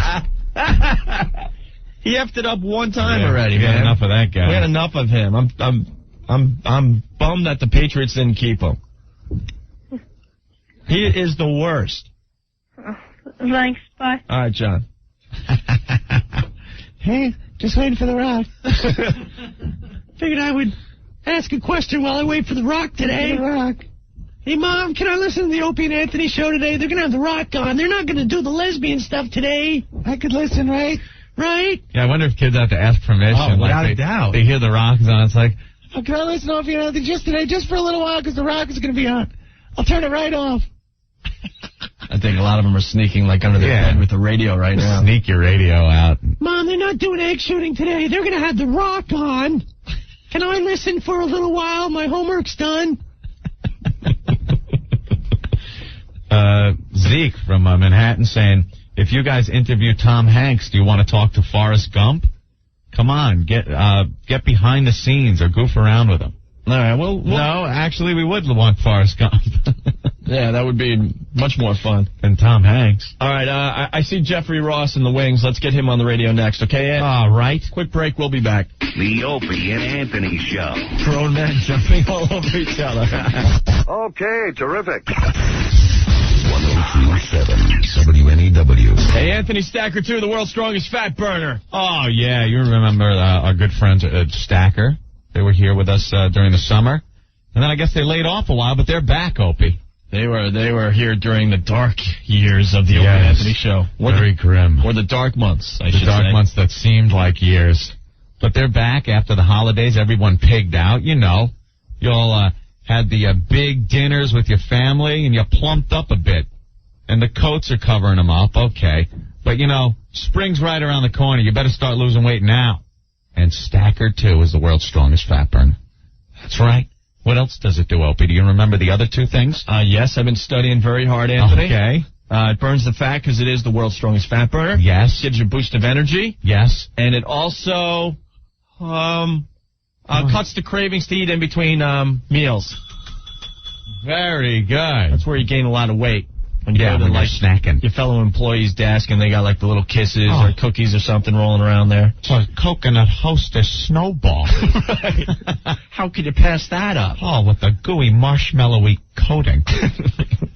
Check out Stacker 2, the world's strongest fat burner, at www.stacker2.com. That's stacker2.com, or give them a call at 1-800-LIGHTLINE. That's 1-800-LIGHTELINE. Stacker 2, the world's strongest fat burner. Thousands have proven it works. 102.7 WNEW, it's Opie, it's Anthony, and entering the studio in just a minute here, Jeffrey Ross, the very funny and talented Jeffrey Ross, Anthony. Yes. John, what's going on? Hey, you guys, I'm watching TV live. That kid, Elio Gonzalez, he's got a wad of bills in his hand.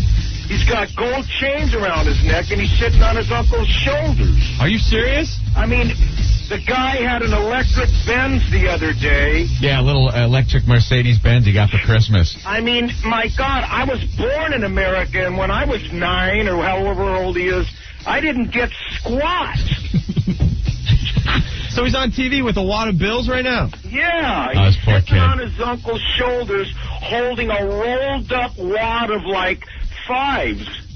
He's going to be so disappointed next Christmas. I tell you, man. Jeffrey Ross. And this Christmas in the U.S. with a bunch of sympathetic rubes sending him all kinds of gifts. Back. Right. Well, thank you, John. Oh, what do you got there? Wait a minute. Cigars? Cuban cigars? Fresh off the plane, buddies. Oh, Jeffrey Ross in studio. Wait, you were just in Cuba? This morning. Are you serious? I got in at 3 in the morning. Really? What were you doing there? I went. I drove across the country. Get him cans at work. I drove across the country. It was mind-boggling. You're one of the first two people I've spoke to in English in 8 days. Really? I woke up and came here. Awesome. Yeah. What the hell is it? Yeah, look, he's got a Cuban shirt on. You wouldn't believe what was going on down there with this thing. Now, how the hell did you get there? I don't want to talk about that specifically, but is it illegal? I got in, you know. Something is illegal, is that? It's not that easy to get there. What do you got to go from Canada or something? I went through Mexico. Mexico? Yeah, but Mexico with a big plane load of cocaine, right? It was one of the coolest experiences of my life. Look at you. You look like he looks like he's had some kind of religious experience. It's like he's been part of a coup or something.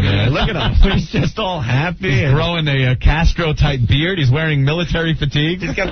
Wow, look at this. There's a T-shirt with a kid on it. You wouldn't believe how That's Raft Boy. Yeah. Yeah, Raft Boy. And I only heard coming up here, because I just woke up, that he's going home. Yeah, they're sending him back. That's today. That just happened? Yeah. Pretty much. What'd you see over there? It's sad that I get my news from you guys. Yeah, I know.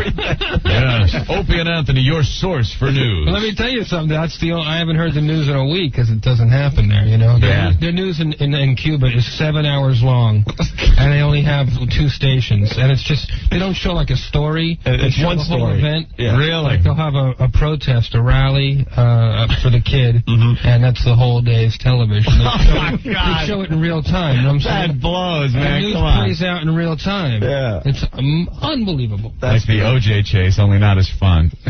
Now, what's going on down there? I mean, what were you doing? Yeah, you got to tell us You know, dirt. I'm a comedian, so you have to have some life experiences. Yeah, so you figured going to Cuba? I took off. A buddy of mine goes down a lot, and he has basically what has become family down there, really beautiful people.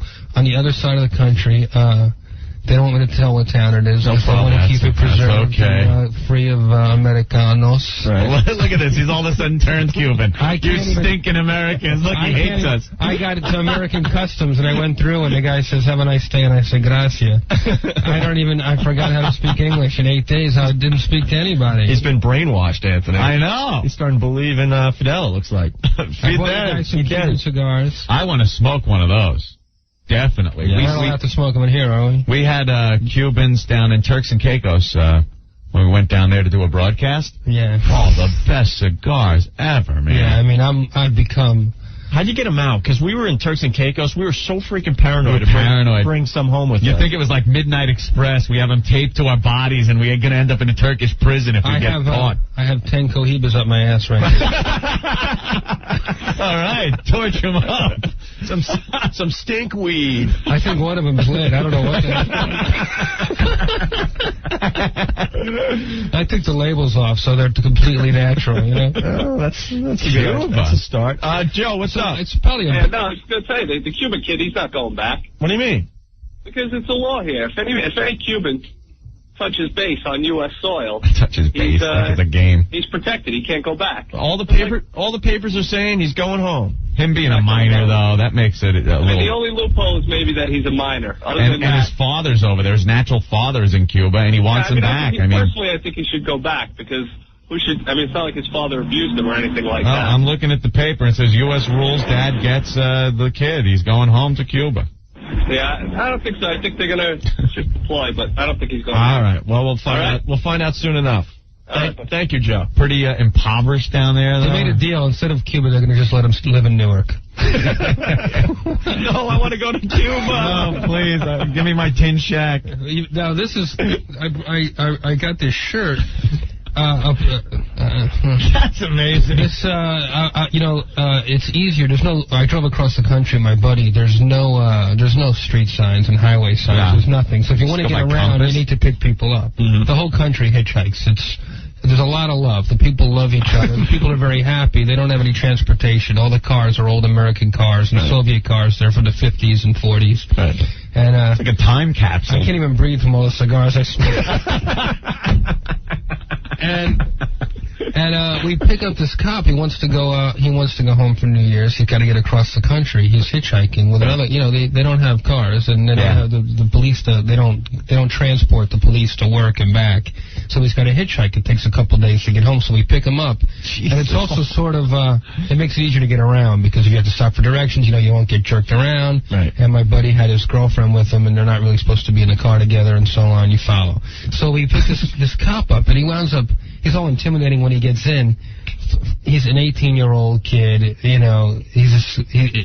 I had him watching my DVD player, Something About Mary on headphones with Spanish subtitles. This is a kid who's never heard of Mickey Mouse. Oh, wow. He's a Cuban police. There's no Western culture at all. I'm 10 hours from Havana. You understand? I mean, you're way in the country. And I'm asking him, I said, please, that T-shirt, that's amazing. You could never get that. And what a great souvenir. He's like, no, it's official. I can never give it away, this and that, this and that. I offered to buy it, nothing. It wouldn't, and they make $7 a month, the police. Okay? Wow, that's like working here at NEW. It's like the cops in New York.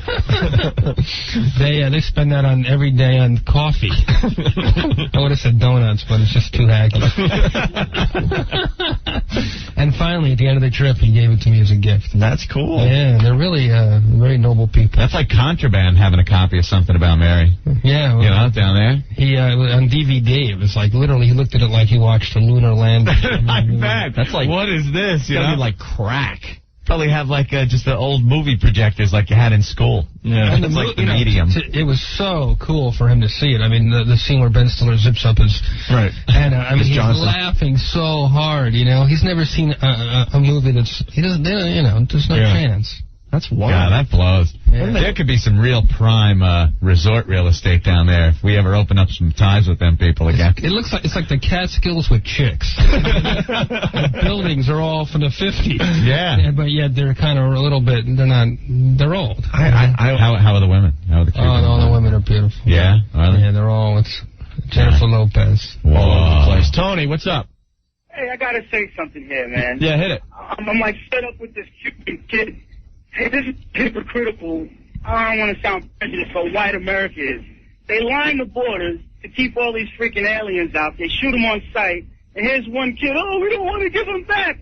Send the freaking guy back on the raft and be done with it, man. Let him go with his father. I think they'll fly him back if they do send him back. I don't think they'll just pop him on an inner tube and shove him off Florida. That could be pretty funny. We could oh, my God, this poor kid. We could track his progress on the internet and stuff, see if Rat Boy makes it back to Cuba. The pay-per-view event of the century. Oh, without a They doubt. absolutely would pay for that. Hell, I'd buy. That would be a great little video game. You know, try to get him back. Try to get Rat Boy back to Cuba. Bad, man. So what else are you doing? You're playing Caroline's? I'm at Caroline's, man. Tonight, tomorrow, Saturday, and Sunday. Wait, when did you get in? I got in 3 o'clock in the morning. I'm still slurring. Were you asleep at all? Did you sleep? I slept a few hours. I woke up. I showered. I got like mosquito bites and rashes. Whoa, look at wait, pull your sleeve back a little more. I just got home from driving across. Dude, look at his arm. Pull your sleeve back. It just finally is. There are mosquito bites all over your arm. You should see my legs. I look like a leopard from Papillon. Man. It was unbelievable. He's warming up, baby. It was so cool. I'm drinking some cappuccino here. I'm waking up. That's like the jungle you were in or something. Literally, I was in the jungle. You know, I got woken up to pigs and chickens. I haven't sat on a toilet seat in 8 days. How do you take a dump? You just kind of squat wherever you want. It's when nature calls. What about toilet paper? Toilet paper is hard to come by, but luckily the people I stay with, like a bed and breakfast type of situation.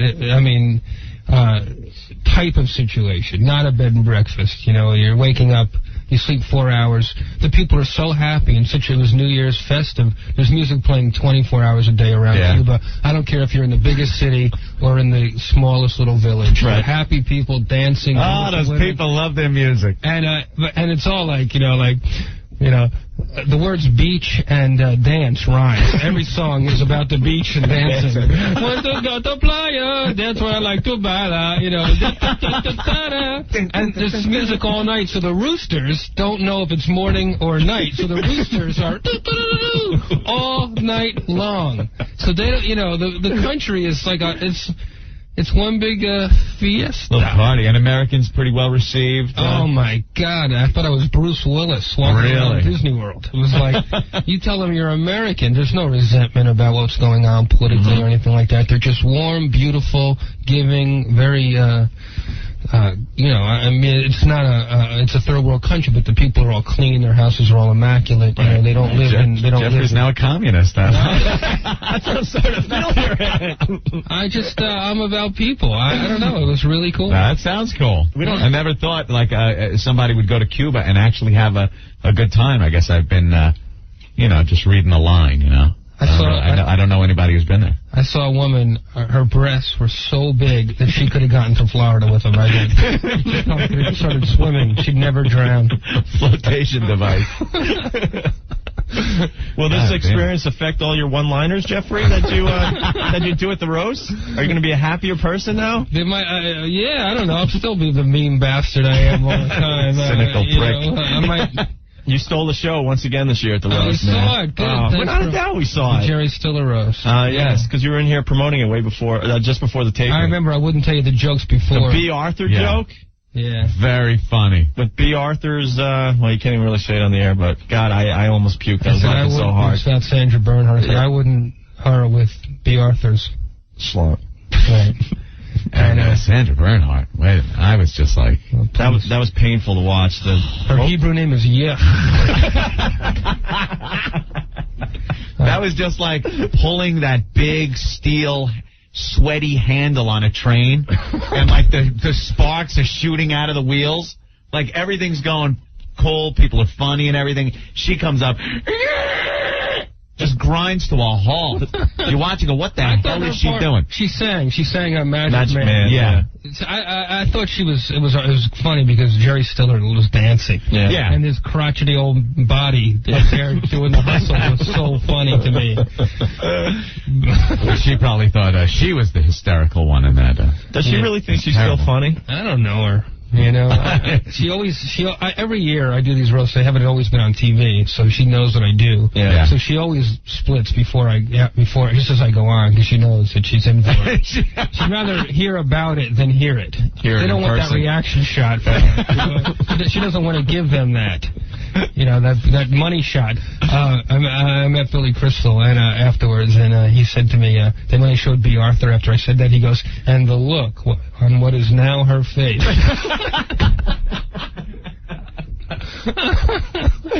Very good. All right, we got to take a break. Jeffrey Ross in studio. He's playing Caroline's Thursday through Sunday. God, you got shows all over. I think you're doing like 20 shows between now and Sunday. And all proceeds will be going to Cuba. He's shipping it all off to Cuba. To buy some rafts for those fine people I'm not making that much money, but it's enough to take care of a lot of people down there. I bet you live like a king down there on a few bucks. Yeah, but there's nothing to live. There's nothing to get. There's no king. What am I going to buy? You get the better mud house. The 2-room mud. All right, stay there. Opie, you're a sick-ass man. Anthony. You're not a jackass. You're obviously a stud. The Opie and Anthony Show. It makes me sick. 102.7 WNEW. 102.7 WNEW. It's Opie and Anthony. Hey, hang with Jeffrey Ross. I guess he's like our new friend. He's been in here a couple times. I like being in here, man. Getting to know him a little bit, Anthony. Yeah. Just got back from Cuba. Who the hell goes to Cuba? It's amazing. And I've never known anybody that goes there. Really? You must have just exhausted every other place on the globe if you chose Cuba. Well, it was between Maine and Cuba. Maine, huh? No. You know, it's New Year's. It's the millennium. When am I going to do that? Yeah. It's very rare that I can just disappear, no work. So you spent New Year's, though? Yeah, New Year's Eve. I went to a party. I went to a party, then I went to a disco. The discotheque. Let me tell you what this place is like. The men's room attendant was a goat. You throw your garbage on the floor and he eats it. Yeah. I mean, you know, it's really, really in the middle of nowhere. Third world. 10-hour drive from Havana, which isn't exactly Paris. You know what I'm saying? Beautiful city and beautiful people, but I was really out in the world. I'm sure you didn't have to worry about the Y2K problem down there. They don't have computers yet, so I think you were just fine down in Cuba, right? I left on the 27th, so it was just when Seattle decided not, you know, they were kind of on maybe we will, maybe we won't. And I was Y2K to death. I just hearing it. Yeah. And I'm talking to this guy right in Havana when I go, I asked him about Y2K, in my broken Spanish.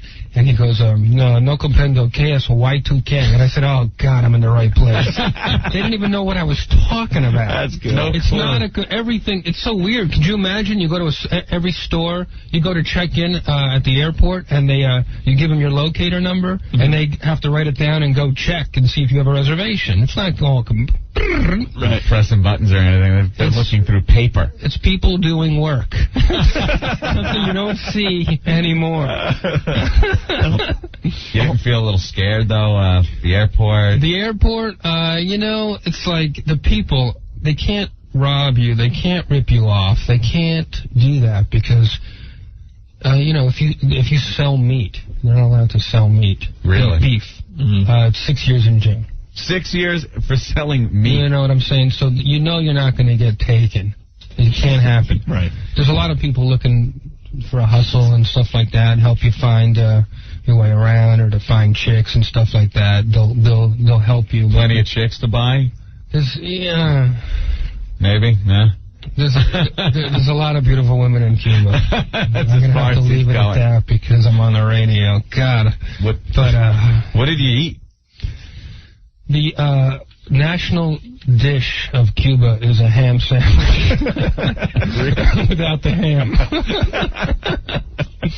My teeth. I stayed at with friends and way out in the boonies, and the food was delicious. We stayed with she was a great cook, and they make do, and they really put together nice shrimp, and it's by the beach, and you can really put something together. But when you're on the road and the rest stops, and they have this place called Rapidos, they're like 7-Elevens, but with they only have 3 things, and they're the same place all over. It's pizzas with ham on it. They're frozen pizzas. Right. But they're basically mostly bread. A little bit of sauce and cheese, and they put some ham on it, or you don't have ham on it. pollo, fried chicken, which has the texture of steak. It's tough. Whoa. And make that 2 things. All right, let's. John, what's going on? How you doing? This is Joe. Oh, Joe, you were in Cuba? Yeah, I performed at Guantanamo Bay down in '88. And what are you, stripper? down near the Marine barracks, there was this abandoned bank on the Cuban side, and they would have workers come in. They would strip search them coming and going every day. It was quite interesting. All right. Quite interesting watching guys getting stripped there. Well, it was an interesting thing how, what they would go through. But I tell you, it was very, very wild on the U.S. side, inside the base. So if Jeffrey ever gets a chance to go back down there and perform on the base, I highly recommend it. The military women get awfully lonely down there. Yeah, I bet. All right. Well, all right, thanks, guys. Well, thank you, John. And that's what you want, the Army broads, because they're the most attractive ones. It's just like Stripes. You're going to see P.J. Souls in a uniform. Yeah. Swear to God. Who's your sergeant? Jeff, you're next. What's going on? Hey, how you doing? All right. I was in Jamaica, and they have, flights that fly over to Cuba. It, takes 2.5 hours. And I don't know what part he was in, but I think I landed in a marijuana field. And you got guys with cigars and glasses, just like the movies, carrying Uzis. And I don't know where he was. And, dogs, they're eating dog. I mean, it just bugged me out. Maybe you missed the island. And I don't know, but, I think you were in Staten Island. Yeah, it's Staten Island. Yeah. That's what I wanted to say, guys. Hey, what's that, a train? No, you did all right. No dope down there. All right, thanks. People must be scared crap. The people are drugs. Yeah, there's no drugs because it's the end of your life. Right. Firing squad. Really? Yeah. That's how they feel about drugs? It's a communist dictatorship. There's no drugs. There's no, it's not happening. Someone's got to be sneaking drugs somewhere in that country. It's all about rum. Uh-huh. They get rum. It's everywhere, straight. It's delicious. It's like candy. It's full of sugar, and it's $3 a bottle. Right. And it's delicious. They call it Cuba Libre, rum and Coke, and it's like drinking a lollipop. It's so good. They put a lime in it. Maybe that's where the crack is. In the rum. In the rum. The rum and the beers are like, they're really strong. Yeah. I'm borderline. I'm like literally one Christmas party away from being a drunk, I think. That's what the commies like doing, keeping their population drunk. Yeah, they were definitely partying. You waking up there, Jeff? I feel great. You look tired. You're going to be all right today? Yeah. Okay. We're going to smoke these cigars? Yeah. You can light up one of the cigars. Really? Yeah, we don't have a boss today, right? You want one? Wow, that's going to puff in here. Sure. Oh, this is incredible. Smoking Cuban cigars live on the show? I got these at Port Authority. Is that all right? These are Monte Cristos. These are great. Oh, yes. Those are the biggies. Those are the ones we were smoking You can get one, Ann. I'll pass. They say Havana on it. Havana means Havana. Yes. I don't have a cutter. I'm trying to... Uh-oh. That could be a problem. To get out. No, you bite it. Come on. People cigars.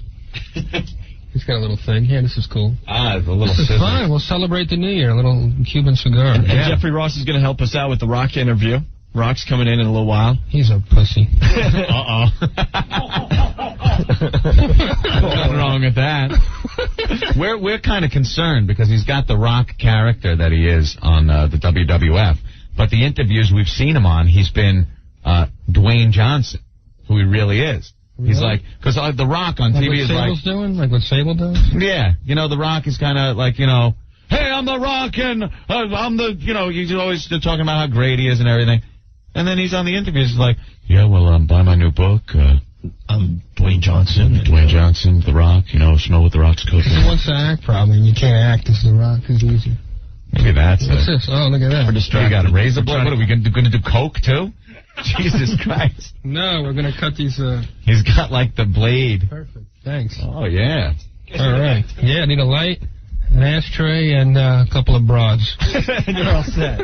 You got a bunch of little kids outside the studio. Oh my God! Really? You know what they call? I had a joke. You know, it's really fun for me as a comedian to make people laugh who don't speak English. It's like who've never seen me. What a challenge! And the thing that got everyone cracking up is I would call Ricky Martin whenever he came on. Mm-hmm. He would come on in Spanish and the disco and stuff. You can't buy it, but they know what it is. Right. They think all pop music is the Backstreet Boys. They don't. That's the ashtray. And they think. I called him Ricky. My buddy and I called him Ricky Marty Cohen. Ricky Marty Cohen, and they would crack. That was the funniest joke you could say. A little late with the cigar cutter, but thanks. I knew somebody was going to come down with one of those. I'm going to light mine. There goes Jeffrey Ross lighting up a big fat Cuban. Fat Cuban. Look at that. We have authentic contraband right here in the studio. What embargo? Don't know what you're talking about. Start chewing on that bad boy, man. Look at him, man. Puff away. Thank you. There you go. Lucy, I'm home. Hey, Fred. And what do you think? Tastes good. Here are matches. You get the other side. This place is going to be a... That's all right. You know, we're the last show of the day that broadcast from here, so... I love the studio. And what are you thinking, man? It's like,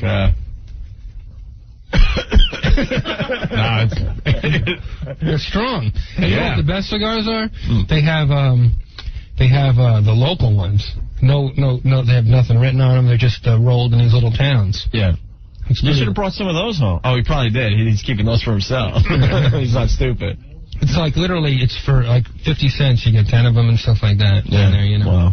All right. Just going to sit here and puff on a Cuban. That's okay. Patiently waiting for The Rock. I guess we could take another break, and The Rock should be here in a few minutes.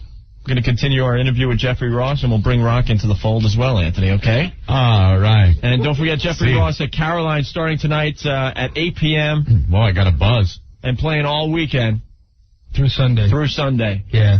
Masturbation in the car. We can't pass that up. No, don't go right to that. Katie. That's like breaking news on CNN. Right. And they just break in. When we get something that says masturbation in the car, we have to go right to it. Katie. Hey, guys. Hi, what's going on? Nothing. I've been trying to get through for ages. Wanted to see if anybody out there ever masturbates while driving in the car. Yeah, we've had a few of those calls. I've done that, sure. Ew. Jesus. On a regular basis? Wait a minute. Yeah, a minute. Jeff? I've masturbated thinking of my car. I've never masturbated in the car. In your car? Oh, yeah. Long trip? I slept in a car 2 days ago. How long of a trip does it have to be then? You got to spank one out. Sometimes you get really bored in the car if you're stuck in traffic and stuff. You want to pass the time. A couple of times I've really done a great job parallel parking, and I would say, oh, gosh, I just got to rub that out. Great. One move. Yeah, Katie. I like to play with myself when I'm driving to work in the morning. Well, what about driving home? Sometimes, yeah. Driving to work in the morning? So you go. So you're sitting at work with like stink finger and stuff? No. No? Well, you wash up? Well, you got to be a little goopy down there. Well, you know. You don't want. In there. Well, could you start masturbating? You just touch the outside. Are you in the car now? Yeah. Could you, Yeah, let her rip. Well, how am I going to steer? Well, if you do it in the morning, you could do it in the afternoon. Well, I'm not usually on the cell phone at the same time. Oh, I see. Yeah, I think a lot of people do that in their cars, sure. Yeah, we've heard from some people. I think amazingly enough, more women than men. Men just, I don't think they could wait to get out to the car. It's not a manly thing to bring up. No, spanking it out in the car. Katie, hold on a sec. There's a guy in line 9. Speaking of guys whacking it. Greg! Yeah, what's up? What's up? Nothing. She really caught my attention real quick because about 3 days ago, I just got back from Florida. You know, I love you guys. When I came back, I turned you right the hell on. And I was coming home from the airport, and nonetheless, you know, I'm driving a freaking Blazer. So, you know, I'm a little higher up than every average, you know, guy on the road. And what happens, but you look over, and there's a guy looking at another girl in the eye. I'm sorry about that. No cursing. No cursing. So you saw a guy looking at a girl, and what was he doing? All right. Saw a guy looking at the girl. Thank goodness he was looking at the girl, because I would have flipped. Otherwise, he was looking at her, and he obviously was making a very standard motion with his right arm that you could only put it into one situation where he was just really getting off in this, and it was just the worst situation I've ever seen in my life. I really hope that men never have to run into other guys on the road satisfying themselves. So didn't you just turn away when you realized what the guy was doing? Yeah, I sped away when the light turned green. It was at a red light, for goodness sake. Oh, I see. What are you going to do in that situation? You look away. Well, I did look away for... It's not like every guy on the highways, whacking it. You can look somewhere. But when you're in the situation when you're sitting next to him at a red light, what are you going to do? Inch forward so he's out of your view of sight and not think about him? Hell yeah. I try to. All right. Well, thank you. No problem. Bye. Peace. Jason, you're next. What's going on? Yo, what's up, dude? All right. I crashed my turnpike. Wait, I don't know if they dumped out. So you crashed your van, your work van, because you were whacking it? Yeah. I'm on the road all day. What am I going to do with myself? I'm riding around looking at penthouses, and I slammed into the abutment on the turnpike right by New Brunswick.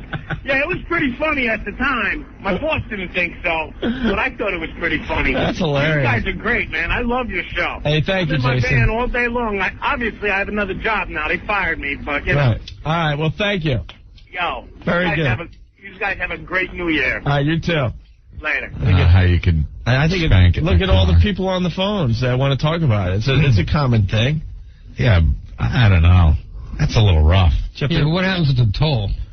Yeah, really. Oh, you got to time it right. Oh, here you go. You got to time it Not on the parkway. Got to be an open road. The parkway, it's every 15 feet. You got to put it back in your pants. It's like another toll. It's like, hey, the change won't come out of my hand. Oh, God. There you go, pal. Oh, my God, The Rock is here. Okay. Oh, is he? Let's take a break. We'll talk to The Rock next. He's freaking huge.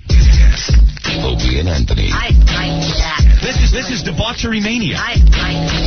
Prostate exams for everyone. 102.7 WNEW. If you smell what The Rock is cooking. It's 102.7 WNEW. It's the Opie and Anthony Show. In studio, Jeffrey Ross. Yeah. And slowly but surely making his way through the... Oh, my God, it is The Rock. studio door. Holy smokes. Is The Rock. What's up? Look at him. That's him. Jesus Christ. Look at the size of this guy. The people's champ. He's going to kick your ass, Anthony. What? Oh, no. Hey, Rock. What's going on, fellas? How you doing? Oh, Come on. He's the nice Rock. Hey, Sandy. What do you think of The Rock? Oh, look, Sandy's... Your girlfriend's creaming, Opie. My girlfriend wants to do you, Dwayne. Rock star. Oh, wow. Yeah. You got all the girls worked up around the station here today. All right. Yeah? That's all right? Everywhere you go, the chicks are chasing you and stuff. Day in the life of The Rock. Yeah. So what, is The Rock a married man? What's a great one to do? Yeah. Yeah, I see it. Married 2 Jesus. years. Look at that freaking wedding band. Rock on The Rock. Rock on The Rock. Yeah. And she's pretty cool because, I guess she's got it, man. Girls chasing you all over the place. Yeah, she's good. Yeah? She's supportive. You give her the rock bottom there She knows her role. in the sack? She knows her role. You give her the rock bottom in the sack? No Yeah? go there, brother. No, huh? The people something else. There's this girl that we got to get to really fast. Sarah. Yes. This girl is losing it. And I think she represents every female in the tri-state area. So we decided to throw you on, Sarah. Sarah, you're talking to the great one, The Rock. Oh, my God. Oh, I would just love to say you are the sexiest man alive. You have enabled me to have orgasm with my boyfriend for the first time. I put on your video, and every time we do it, we watch your video. Oh, but you are the best. Oh, my God. Well, thank you so much. Now you can talk to The Rock. I thought you'd be bigger, man. What's that? I thought you'd be bigger. You think? Yeah. That's a jacket. Don't let the jacket fool you. That's Jeffrey Ross, a very funny It doesn't matter who it is. Uh-oh. Don't mess with me, man. I'm a black belt in karate. Is that right? Yeah. Okay. Hello? Yes, ma'am. Yes. I would just like to know if The Rock can tell us what's in store for his character in the future. Well, just to continue to entertain the millions and the millions of The Rock's fans, obviously. The Rock's going to get back in the title hunt pretty damn soon without giving away too many storylines. Why are you talking about him like he's not here? What's that? Oh, my God. Is this a girl who watches the Rock video? Yes. Oh, I see. I got it for Christmas, and I've been happy ever since. I was just wondering, are you going to, by any chance, go to the WWF store in Manhattan anytime soon? As a matter of fact, I was there for lunch today, and I'll be there at the grand opening January 19th. Yes. All right. Thank you. I'll see you there. Bye. And you're gonna, you'll see her. She'll be leaving a trail for The Rock. And obviously, The Rock, you're promoting his new book, and you're doing a book signing tonight? Doing a book signing tonight, yeah, Tower Books. Right. And been kind of on the go all day, and on the go for the rest of the month, for that matter. Rock, we got to ask you, because we're in Raw Magazine, like, chewing on your character and stuff. Yeah, you see that? We're in Raw Magazine this month. Saw it. And saw the article. Oh, you did? Yeah. And I'm chewing on you. But, look, Opie's got your ass in his mouth. You can really smell what The Rock's cooking there. So you're doing the book signing tonight, but we got to ask you, you've been doing the book tour today. Why The View? Why the View? Did you feel out of place this morning with Barbara and Star Jones and the rest of them? No, not at all. Well, maybe not too many people know this, but they're some of the biggest Rock fans there are. Yeah. Meredith, and especially Star and Lisa Ling, and of course Joy. We got to work on Barbara a little bit. She's getting around. She's coming around to it. The Rock likes hanging out with the View chicks, though. Well, the View was good. I did the View last year, and it was a good time. So I decided to do it again. Face facts, though. If it was between you and Star Jones for a title belt, you'd be a little bit intimidated. You think so? Rock might do the job for Star. Who knows? I wouldn't want to meet her in a dark alley. That's all I can say. She's a sweetheart. Yeah, okay. So many people want to talk to you. Jennifer, what's going on? We got The Rock in the studio. Hi. Hey, honey. Okay. Oh, boy. Talk to The Rock now, Jennifer. Oh, I just want to tell him he's, like, my favorite wrestler, and I never used to watch wrestling. My boyfriend got me to watch it, and now he got me a 6-foot poster of The Rock, and I kiss him every night before I go to bed. You gotta get up early for the 6th grade, though. 6th grade? How old are you? I'm 18. Okay. Oh, well. I appreciate that. Oh, yeah. I just want to know, can I have tickets? For my birthday, my mom's going to get me tickets front row, but I don't know if I'll be able to. I'm sure Opie and Andy can take care of that. You know what? 18. No. She's 8 and 1 or 9. No, you know what? I think we have a pair of tickets to the Continental Arena show. Screw it. We'll give them to you, Jennifer. Really? There you go. Oh, my God. Thank you so much. Hold on the line, okay? Those are my tickets. Bye. Tell Spaz line 1. Sorry, Jen. She gets a pair of tickets. So what can we expect in this book, Rock? Well, what's in here? Well, it's pretty candid, pretty open, obviously. I talk about a lot of things. Not only do I talk in the character of The Rock, a lot of it is in the character of The Rock, of course, with your typical Rock promo and entertaining Rock stuff, but a lot of it is Dwayne Johnson and growing up in the business, growing up in this industry. A lot of things I've seen, we all got our hard luck stories, and mine was no different, no worse, no better than the others, and in that you see that. And a lot of times, a lot of people see, you take The Rock, Stone Cold, that saga right there. A lot of people see that out in the arenas and all the interviews we've done and things like that, and of course the matches we've had. Well, not a lot of people dare say anybody other than people in our office, and people backstage see exactly what goes on between The Rock and Stone Cold in the back. Intimately kind of go into that, and just, a whole bunch of things. There's, of course, a very important chapter on Owen, and a lot of it, obviously, growing up in the business and seeing what I've seen so far. Right. You think Stone Cold will be back? There's a lot of questions. It seems up in the air. He's going in for surgery any day, right? Yeah, I believe he's got his surgery supposed to January 17th.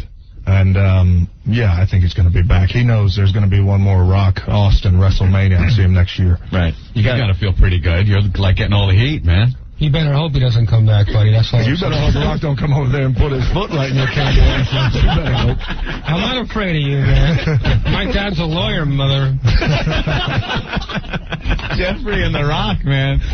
We could have Fight Club. I don't think it would last too long. It would last long, but Mike, what's up? What's up, fellas? All right, you got a question for The Rock? Yeah, I do. Hey, Rock, first of all, let me preface this by saying you are my man. Thank you. Now, there's a rumor going around. Do you want something stuck up your candy ass? There's a rumor going around that you had some sort of breast reduction, shall I say? Yeah. Is that true? Yeah. It's because you're Samoan, right? Yeah. Well, no, not because I was Samoan.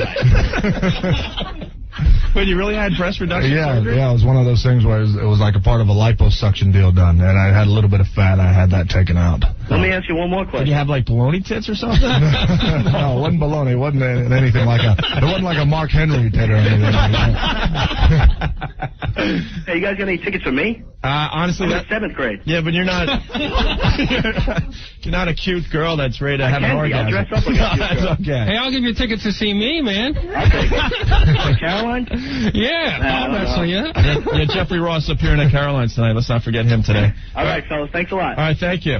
We're kind of pissed off that you got Mankind fired there, Rock. You're pissed off that The Rock got Mankind fired? Yeah. Did you not follow the storyline? Or The pink slip match. Pink slip match. I think that The Rock got Mankind fired? Well, it was you or him. What's that? It was you or him that had to go. Would you prefer that The Rock been fired? Well, you know. Oh, we like Mankind, too. Mankind's pretty cool. Well, you know. Mankind is no doubt pretty cool. I don't want to diss The Rock or anything like that, you know, but Mankind is pretty cool, and I think the WWF could use him, have him back again. No Is doubt. Cactus Jack coming back? Is that... Mankind will be back, no doubt. All right. Cactus may be back, too. We'll see. Yeah. Seems to be growing his beard a little longer, looking a little more like Cactus. He's getting ready. Matt, what's up? Yeah, I just wanted to know why The Rock. I mean, everybody loves him, but that people's elbow is the lamest finishing move I've ever seen. I mean, I've been watching wrestling a long time, since like the late 70s, and I remember in the mid-80s, this guy, his name was Coco Beware. He had this thing called the Ghostbuster that was devastating. I mean, I'm wondering how come such a well-known character doesn't have a better finishing move. I love his finishing move. Well, let The Rock ask you this. How exactly are you the authority on finishing moves? All I'm saying is that it doesn't look painful. It really doesn't. Well, you know, you bounce off the rope, it doesn't look you do a little painful. dance, and then you drop on the guy, and it looks like you barely touch him. It doesn't look painful. So are you to tell The Rock that the stunner is physically painful? I didn't say anything about the stunner. I'm just talking about you. Why am I going to talk about someone that's not there? Well, what are you talking about? You really don't. You actually really don't even know what you're talking about. DDT, anything. I've been watching this a long time. It doesn't matter how long you've been watching it. What The Rock guarantees this: if you lay your fat ass down and let The Rock drop the people's elbow on you, then trust him. Okay. You know what? Hey, The Rock says I wish you would do that to me, because I would take you for everything you have. Well, I will say this. He's bringing in his finisher move, the lawyer. I mean, Hey, I'll tell you what. Well, The Rock is easy to find. Is that The Rock is easy to your find. finishing move, or can you make it up? All right, thank you, Matt. Hey, Chris, you're next. What's going on? Hey, what's going on? Hey, Rock. What's that? What's your real name again? Dwayne. It doesn't matter what your real name is. The Rock didn't even answer you, jabroni. Yes. Just now. What I'm cooking. All right. Well, you guys really know how to attract them. I'm just going to let you know. Well, let me tell you, we sure share a lot of the same demographic as WWF. I'll tell you that much. We got a lot of the same, listeners as you guys have viewers. You know, it's the young male audience. Aside from, I'm sorry, Rock, the ladies coming out in droves for The Rock. At times. You ever see some of those signs and get pissed off? Some of the funny ones out in the audience? They catch your eye? Oh, yeah. Never get pissed off at them. No, that's just their fans being creative. Did they make you laugh inside when you're trying to wrestle? When you see some of those things? Yeah, they make me laugh when I'm not even inside. It's cracked up. There's something about seeing a sign that says a big red retard. There's something about that. The picture of Kane. That was me. Rock believes it. Is it true that you're going to wrestle Chief Jay Strongbow? What? You don't remember that guy? Yeah, I remember Chief Jay. What kind of question is that? You guys actually pay this jabroni? He came in to plug his gig at Caroline's. Can't you tell he's a very funny man, right? What's jabroni? Right? What's jabroni? What's his gig at where? I'm in the circus. Oh, is that right? He just got back from Cuba this morning, and he's been handing out the Cuban cigars and stuff. You want one? No, not for me. You're a health freak, I bet. You're a very good-looking man. I'm not gay, but I would definitely.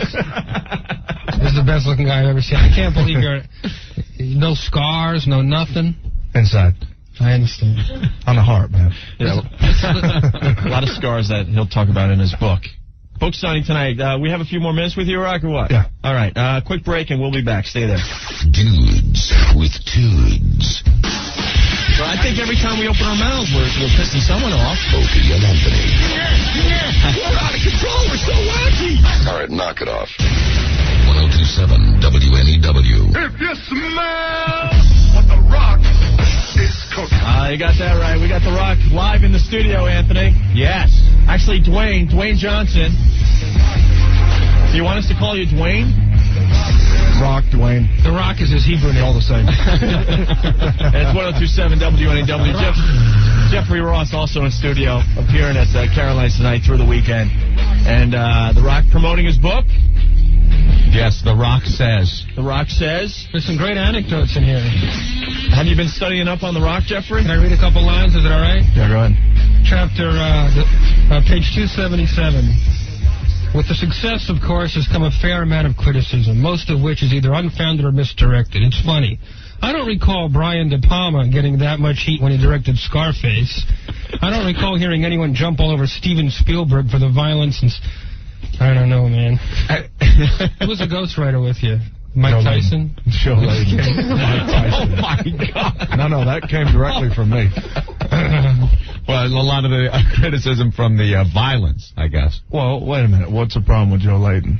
Oh, I'm just kidding. Okay. Oh, yeah, now you're back in real quick. Look at him backpedal. I mean, I'm just kidding. I'm afraid of you. I'm trying to act tough, but I'm definitely a little afraid. And they make me sit next to you. It's not like they hide me in the corner either. I'm practically on the guy's lap. We placed you there on purpose to have him as a buffer. We have all this counter space. We're scared. We're a buffer. No, a buffer. Sorry. Yeah, we're kind of scared of you. We're like pencil neck geeks. So the holidays. So it's clear that you haven't been working out. Have you just took the holidays off? Yeah, I've been kind of sick. You should get your act together because... Rock, we are waiting for you to just pummel him. You can do it at any time. Might not be worth the Rock. What's with the watch? Is that a Rolexo? What is that? It is. I got that off 48th Street. Guy named Rico over there. You bought one that works. You're the one that bought one that's worth a little money. You know, The Rock... Have you ever seen what The Rock does in the ring? Yeah, I'm a huge fan of Stone Cold. But anyway... He actually likes Goldberg, he told us off mic, and we don't even talk about the WCW in our show. I'm a big wrestling fan. I love it. Yeah, all right. The Rock doing a signing at Tower Records.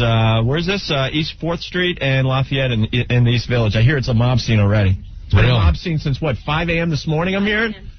Man, a ton of people want to talk to The Rock. Let's go to the phones here. Mike, you're next. What's going on? Finally, I'm off hold. Hey, Rock, I just wanted to ask you, what's the deal with you getting your ass kicked lately? Lately? Well, yeah, I mean, every time you go out, you're getting pounded. Man, are you referring to Raw where it was 3-on-1 and The Rock still won that match? Is that the one you're talking about? That's true. But Thank God Mankind came in and saved your candy ass. If I may say candy ass. Well, you may not say that to The Rock. Oh, I'm sorry, Rock. I felt like we were jabroni. I thought we knew each other a little better now. Absolutely not. Which I must say was a very good job. Security. And beating up those guys. But I got another question for you. When you're at the arena coming up? Yes. Yeah, he knows about it. Are you going to talk? Are you going to talk at the Continental Arena, or are you just going to wrestle? Is The Rock going to talk or just wrestle? Yeah, are you going to do your thing? Are you going to get up on the ring rope? Are you going to go nuts and get the crowd going, or what? Yeah, it's likely. All right, because I've heard rumors that a lot of times if it's not Heat or Raw, you guys don't do any talking. No, not with The Rock. Every single night. It doesn't really matter whether it's a Heat or a house show or Raw, SmackDown. It doesn't matter. All right, cool, man. I'll definitely see you there. All right, thank you, Mike. No more. Julio. Yes, how you doing, guys? You're next with The Rock. What's up? How's it going, guys? Rock, I want you to take Jeff and check him into the SmackDown Hotel right now. You don't like Jeffrey Ross making fun of The Rock? Buddy, come on. I'll give you a piece of my mind. I'll give you a ride on my boat. I got my own move. All right. You got your own move? Yeah. The hell do you even mean by that? It's called the tickle. Do you have a question for The Rock? Yes, Rock. I rub my head in your belly. All right. Take care of somebody in the Royal Rumble right now? What's that? Say that again? Who are you going to take care of on the Royal Rumble? Well, right now it's probably just going to be in the Rumble itself. All right. Dan, you're next with The Rock. Hey, what's going on, guys? What's up? Hey, I'm just a big fan of you guys, and I want to call up and talk to The Rock. Hey, Rock. Hey, man. Hey, listen, I know you've been doing some TV shows here and there, and I was wondering if you're going to be on any more anytime soon. It doesn't matter what I love you, Rock. You're great. Got you, Rock. Easy, you got the Rock. How many times a day does that happen to the Rock? Constantly. People throwing your lines back in your face. Constantly. It doesn't. See what you started, Rock. Jesus Christ, it's got to get a little frustrating. Joe, you're next. What's going on? Joe, you're next. We lose Joe? All right. Sal, you got a question for the Rock? Uh-oh. Sal, you're next. Let's go. Hey, Rock, what's up? Hey, man. O&A? Hey. Yeah, I just, Rock, I heard a few rumors that you're going to be totally changing your appearance and your personality and everything. No truth to that. Because all that crap on the internet that you can't hardly believe and stuff. All right. And I got a suggestion for O&A. Yeah. Instead of having a train wreck, which is good, you should have Rock come up with something and start to play that, like, Yeah, it's not a bad idea. He doesn't know what you're talking about, but we'll tell him off air. You guys rule. All right. You're the great one, like, and Look how nervous they all get. It's hysterical. All right. All right, Sal. Thank you. All right. Mike, you're next with the Rock. What's going on? Hello? Yeah, Mike. Yeah, what's up, guys? What's up? Rock, you're the great one, right? So listen to me. Why aren't you getting any push? You lost to the boss man. What's up with that? We need to call Vince.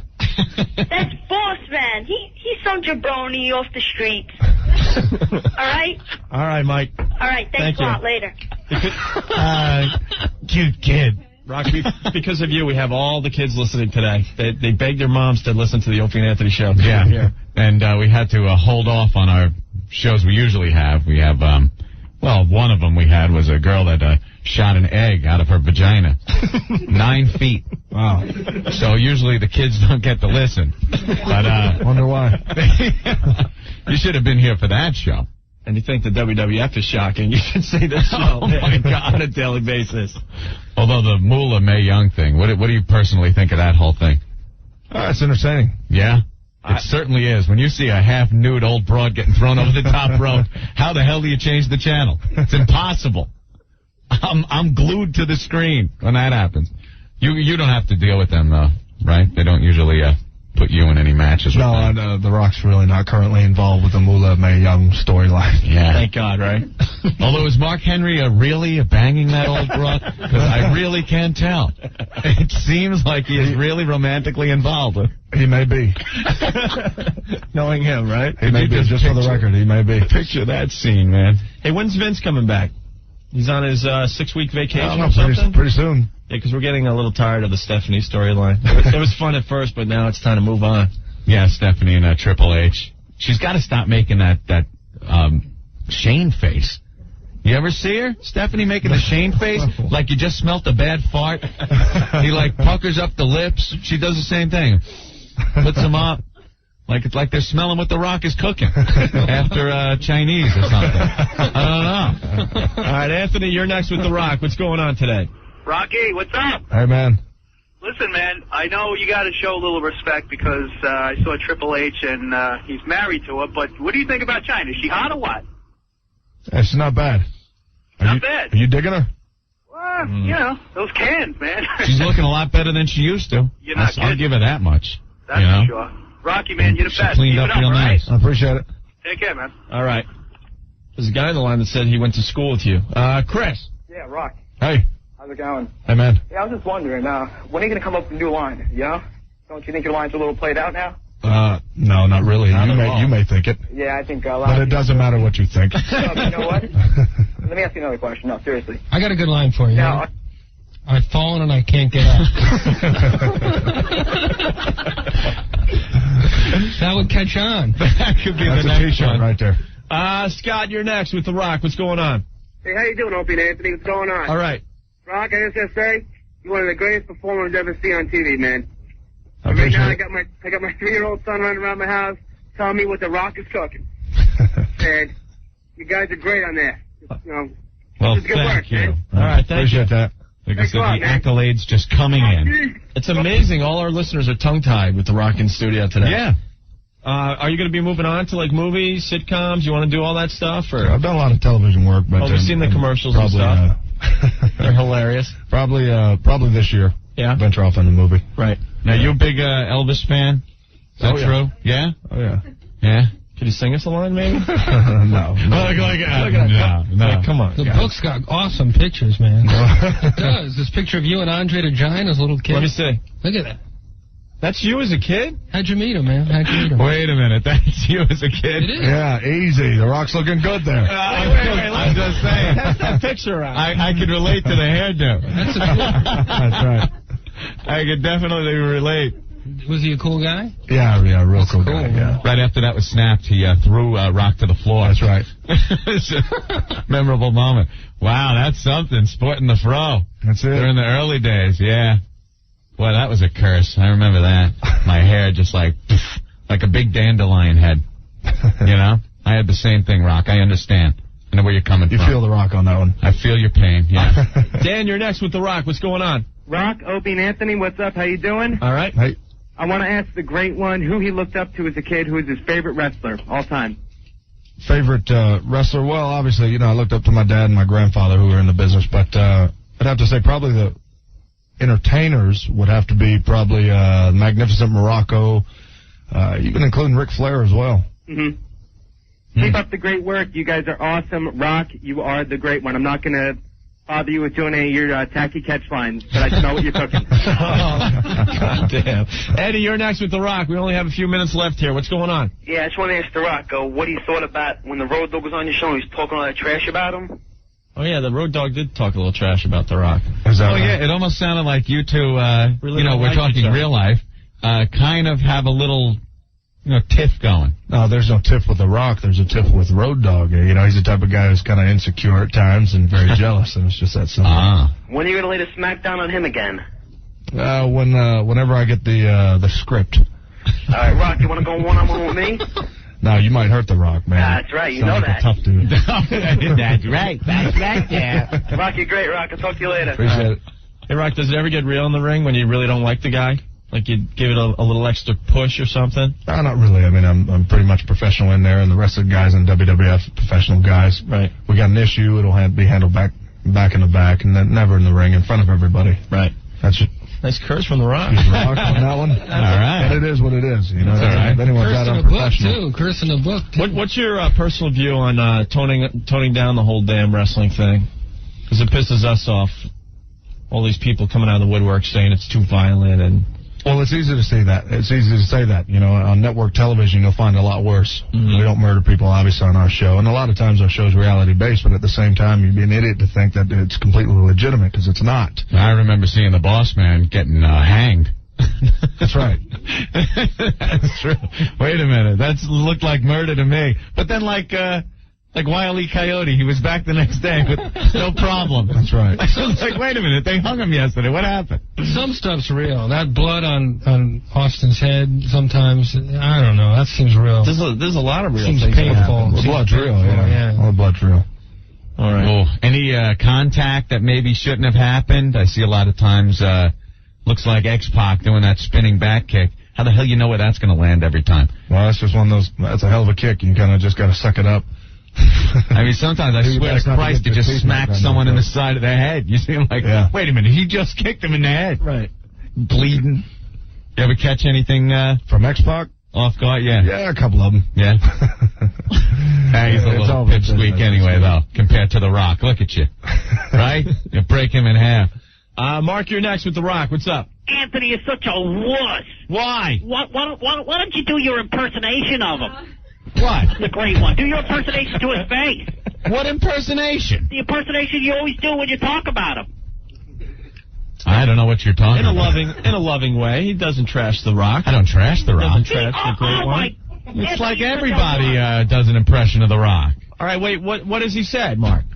He's always saying, I'm going to take this and stick it up this, and you're always saying... Well, Mark, why don't you take that telephone, shine it up real nice, turn that sumbitch sideways, and stick it straight up your candy ass! The Rock is cooking. That old gag, Rock, That'll show him. He's rolling his eyes like, oh, I'm sure for a second people were looking at each of us thinking, who's The Rock in here, you know? You really can't tell. All right, shut up, Mark. Matt, you're next. What's going on? Hey, guys. How's it going tonight? All right.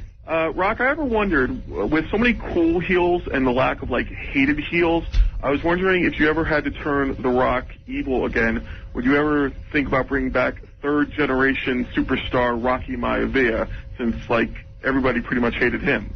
No, not necessarily because he was a babyface. You know, when Rocky Maivia became The Rock went out there and you know, he crapped on the people. He did what he had to do to get legitimate heel heat. He did that, and you know, made no bones about it. You know, would say, hey, this ain't sing along with The Rock and good night trailer park trash every single night. No, I think if the time were ever to happen where The Rock would turn heel again, he wouldn't have to go back to Rocky Maivia. He'd just have to kind of do exactly what he has to do. And you know, there's still a lot of arrogance, and there's still a lot of arrogance, a lot of confidence, a lot of things you still see in The Rock now. You know, it just so happens he's a babyface. You know, but when the time comes, and it'll eventually happen, whether it's 2 years or 4 or 5 years down the road, he'll just be still the same Rock. You'll just hate him. All right, thanks a lot, man. Good luck with your future, all right? Appreciate it. All right. Well, that's the funny thing is you didn't even try to be a good guy. I mean, it just happened. Like, he'd go out there and say he was the people's champ, and the people were like, no, you're not. You know, you're just like being pompous and saying, I'm the people's champ. And then after a while, it just caught on. You brainwashed everybody. You hypnotized them or something. So like, yeah, he is the people's champ. Hey, Chris, what do you have for The Rock? Rock, this is one of the millions of fans. I was calling to find out what kind of injuries you've ever sustained in the ring. In the ring, other than a couple of knee injuries, had a couple of surgeries already. That done shoulder injuries all the time. Pretty much your typical bumps and bruises. Yeah, you can see time and time again. You see, like, black and blue marks on some of the wrestlers from going off the ring and everything. What about when you flip over the top? What's that do to you? Well, you won't see too much flipping over the top from The Rock.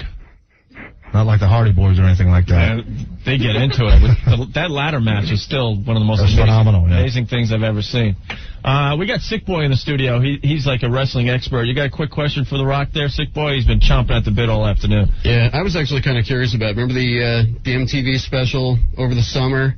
They had the feature on Tony Atlas, who was your dad's tag team partner. I was kind of wondering if you saw that and what you thought about it. They kind of highlighted some of the hard times that Tony's gone through over the years, and him talking about being so desperate that he wanted to kill himself and all that, and just what your thought on it was, you know, with your dad being his partner. Well, before The Rock actually answers that, just out of curiosity, you know, The Rock's heard of your name, and The Rock's got a question for you regarding your website. Oh, no. Actually, I had no idea it was you who goes by the name of Sick Boy, but it was brought to my attention last night from the office that your website carries a lot of racist comments, and I just want to hear about that. And for the most part, I just want to know, it sounds like all you guys are friends, and if you guys had known that this is a guy who has racist comments on his website, and if in fact you guys are behind that. Oh, I've seen his website a few times. He's got a bunch of writers on there, and I think they just open it up to everything. Yeah, I don't think there's anything ever been racist, no more than any of the humor that goes on in this show. Well, hey, now, don't blame our show. Don't lump us into that. Well, I'll tell you what, you know, after it was read, a couple of lines were read yesterday. The officer called me, read a couple of lines for me. It said something like, you know, The Rock being half black, half Samoan, doesn't know whether he should go rob houses or eat food or whatever it is, and saying Jacqueline's from the jungle, and Mark Henry, something about him being a gorilla or a monkey or something like that. So elaborate on that. And if that's the case, if you guys are behind this guy, then really, I really don't even want to be here for that matter, and I certainly don't want to talk to you. Well, if there's been any, this is nothing that's been written by me. I've got a staff of 15 writers that are on the site, and the site is done as an entertainment site, adding humor and just commentary on what goes on in wrestling. I haven't seen anything that was racist on the site. If there was anything that I ever saw as being too extreme, it would be gone in a heartbeat. You know, there's been plenty of stuff that gets... Well, being saying that Jacqueline is from the jungle and Mark Henry's a monkey, and whether or not The Rock wants to rob houses because he's half black or he wants to eat because he's half Samoan, quite frankly, I find that offensive. Well, I haven't seen that. I mean, I haven't seen those posts at all. I don't know if anybody else has. And I'll be honest, I've never read any of that. I mean, I've never seen one thing up on my site that would ever be racist, because that's not how I was raised, and that's not how I would run a website. Well, it's on there. Well, I haven't seen it on there. If it's on there, it will absolutely be removed. But, I absolutely do not condone, nor do I, support any of the statements made. And if, somebody on there has made racist comments like that, they're absolutely going to be fired. Can I be excused? Whoa, really? Wow. All right. Well, for the most part, it's one of those things where, I was contacted, I was made aware of it, and the office was made aware of it, and quite frankly, I don't want to have anything to do with you. I don't want to answer your questions. And if you guys have anything to do with this guy, I quite frankly don't want to have anything to do with you guys. Honestly, I've never read any of that stuff on the site, and that's the honest truth. No, we have him on whenever we have wrestlers on. He's an expert, knows a lot about it. We have that on. I don't know anything about any racist postings. Like I said, we don't condone that either. Yeah. Well, it was brought to my attention last night, and it was read to me over the phone in detail. When you have an open forum, especially on the internet, there's not really much you can do about well, apparently it was from the writers who you must employ somehow. Well, they're not paid writers at all. They're hired based on their writing skills. But if I had known somebody was posting that kind of crap, matter. Well, I apologize for anything that you may have taken offense to. I absolutely, do not condone that type of writing, especially on my website. It's something that I put a lot of hard work into, and it's been up for 2 years now, and, we've put a lot of energy and a lot of money into it to make it something to be proud of, and for something like that to be on it is a black eye to the site, and it's a black eye to me. And, I apologize to you and Jacqueline and, anybody else from the WWF who, if somebody had made a comment like that to them, then they will absolutely be gone. You mean African-American site. All right. Enough with that. Wow. Boy, that sure turned around quick. Look at that. What the hell are you doing? So what else, guys? Let's wrap this up. Yeah, no problem. God damn. You ruined our interview with The Rock. What the hell? We were all having fun. All right. Well, we still want to thank you for coming by. I appreciate it. Yeah. All right. Absolutely. I hope you don't hate us. Well, no, I mean, if you know of this, and if you're telling me the truth, if you know of this... I'm giving you my word. You don't know much about me, but I honestly have never read anything like that on his website.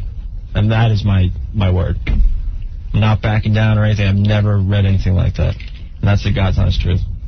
All right. I believe it's there. I'm not going to lie, but, if you say it's there, but... I was pretty much there, for the most part. Again, I was brought to my attention last night, sat on the phone for a good couple of hours, and made the publicist aware, and I had no idea it was him, but appreciate you guys having me on. Thank you. Okay.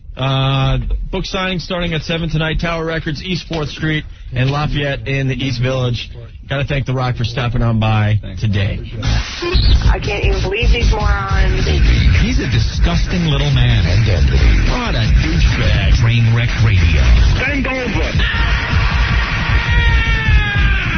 This is sicker than Faces of Death. 102.7 WNEW. 102.7 WNEW. Who the hell just turned off their radio? Hey. Once again, it's Opie and Anthony. Jeffrey Ross still in the studio. I don't know if he wants to be associated with us anymore, but... Oh, my God, that was crazy. That was cringe radio at its best. Jeffrey Ross playing Caroline's tonight, and all weekend long, call Caroline's for tickets, but he is... Thanks for having me on, you guys. He will be there. He will be there tonight at 8. Holy, I am like shaking. Flip from Ossining on instant feedback. Never have I heard your show come to such a screeching halt. Nice way to kill an interview, sick boy. Wow. Man. That was some of the most uncomfortable radio I have ever heard. Poor sick boy. Send all complaints to wdb@xwrestling.com. Dude. He's the guy you want. All right, thanks. Oh, my God. Oh. He just ran right out of here, didn't he? Yeah, he walked right out. I swear to God, it was like a train hit me heading out the door. Talk about body crasher. Oh. It was just, wow. You know, and he was having such a good time. Yeah. He was going to cut like liners for our show, and he saw the White Devil. And there was wow. There was a bunch of people out there waiting to get pictures and autographs, and he just whoosh right through the crowd. He said goodbye to me. Yeah. He shook my hand. He said, "Nice to meet you." Oh, we didn't get a handshake or nothing. No, he just turned his. You know what? All of a sudden, Donna. Yes, I'm here. What's up? Very, very uncomfortable. Did he even leave? I mean, was it cordial, or did he shake me his hand walking out, or? No, when I was giving the plug for the book and the book signing, he just turned right around and walked right out. Wouldn't shake our hand, nothing. Very, very uncomfortable. I swear. I feel bad for Jeffrey Ross. He shook Jeffrey's hand. That was about it. Very, very odd. How'd that happen? Wow. You know, I'm not going to... we had no idea what was on the xwrestling.com site. No clue whatsoever. Hey, good. And I know as he's walking out, he thinks, you know, we knew all along what was on there. You know, I say good for him because Thank he you, handled Donna. himself with a lot of class in a very uncomfortable situation. He didn't, you know, he had to do what he has to do. Well, no, to tell you the truth, yeah, on one hand, sure, you're right, the way he handled Sick Boy. But I don't know, because Sick Boy is on this show, I think he kind of looped us into this whole thing. And the interview fell apart. I think he feels that we are in some way involved with the website and with anything he might find objectionable. I think I made it clear. I don't think so, because I still didn't know when he left. And if you look at the website, it looks like you guys are involved with the website. How does it look like that? If you look at that portion of it, it looks like you guys said this stuff. That we personally said it? Yeah. It makes you guys sound. It makes it sound if you read it.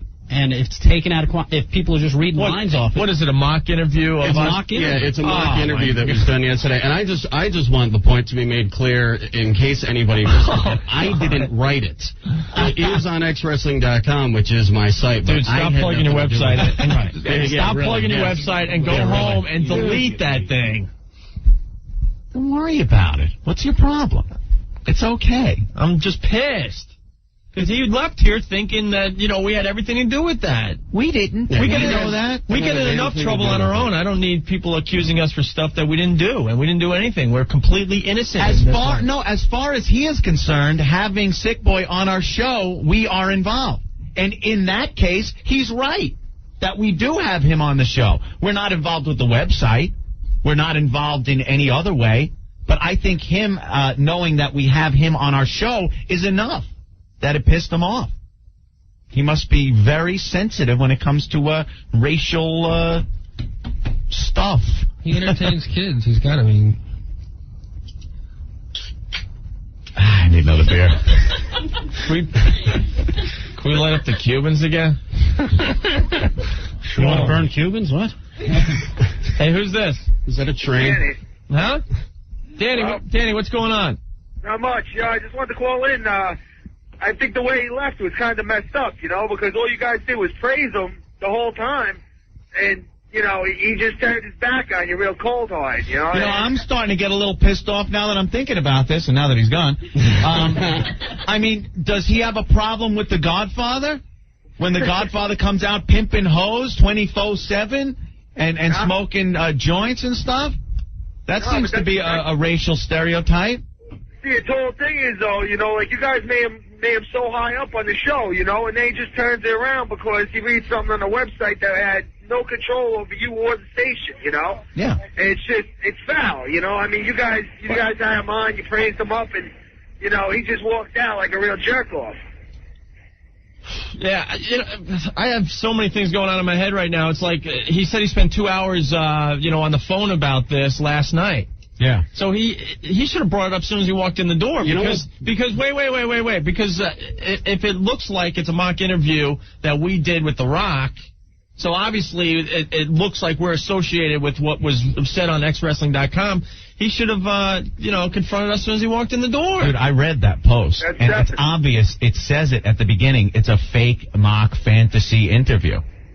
You would have to be a complete buffoon to think that was real. Yeah. You know, and if he did have a bone to pick with you guys, he should have brought it up right when he got there, you know, and just made his point. He didn't know. Instead of walking in and, I putting didn't you know. guys into a bear trap. I gotta say, Ed and I have been doing a lot of radio. This has been the most uncomfortable moment in the history of my damn radio career. Well, when Sal was on the phone with my mom? No? That's second at this point, Ed. What's this?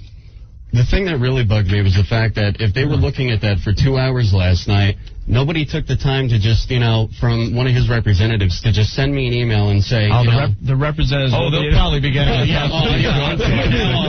email. I wouldn't worry about that. Yeah. All right. That's all right. They probably can't get on your site right now. It's probably being pounded. So Jeffrey, what was going on in your mind? I was Because you were the closest to him. You were like 2.5 feet away. Jeffrey, I think he told me before when we were in break, he said, if we're involved with that, Jeffrey's leaving now. He's very annoyed and angry at this whole thing. No, it was like, I'm in here, playing around with him. He's having fun. And all of a sudden, it really meant a lot to him. And I don't know. I respect that big time. I respect him for being forceful and clear. I had no idea that was up there.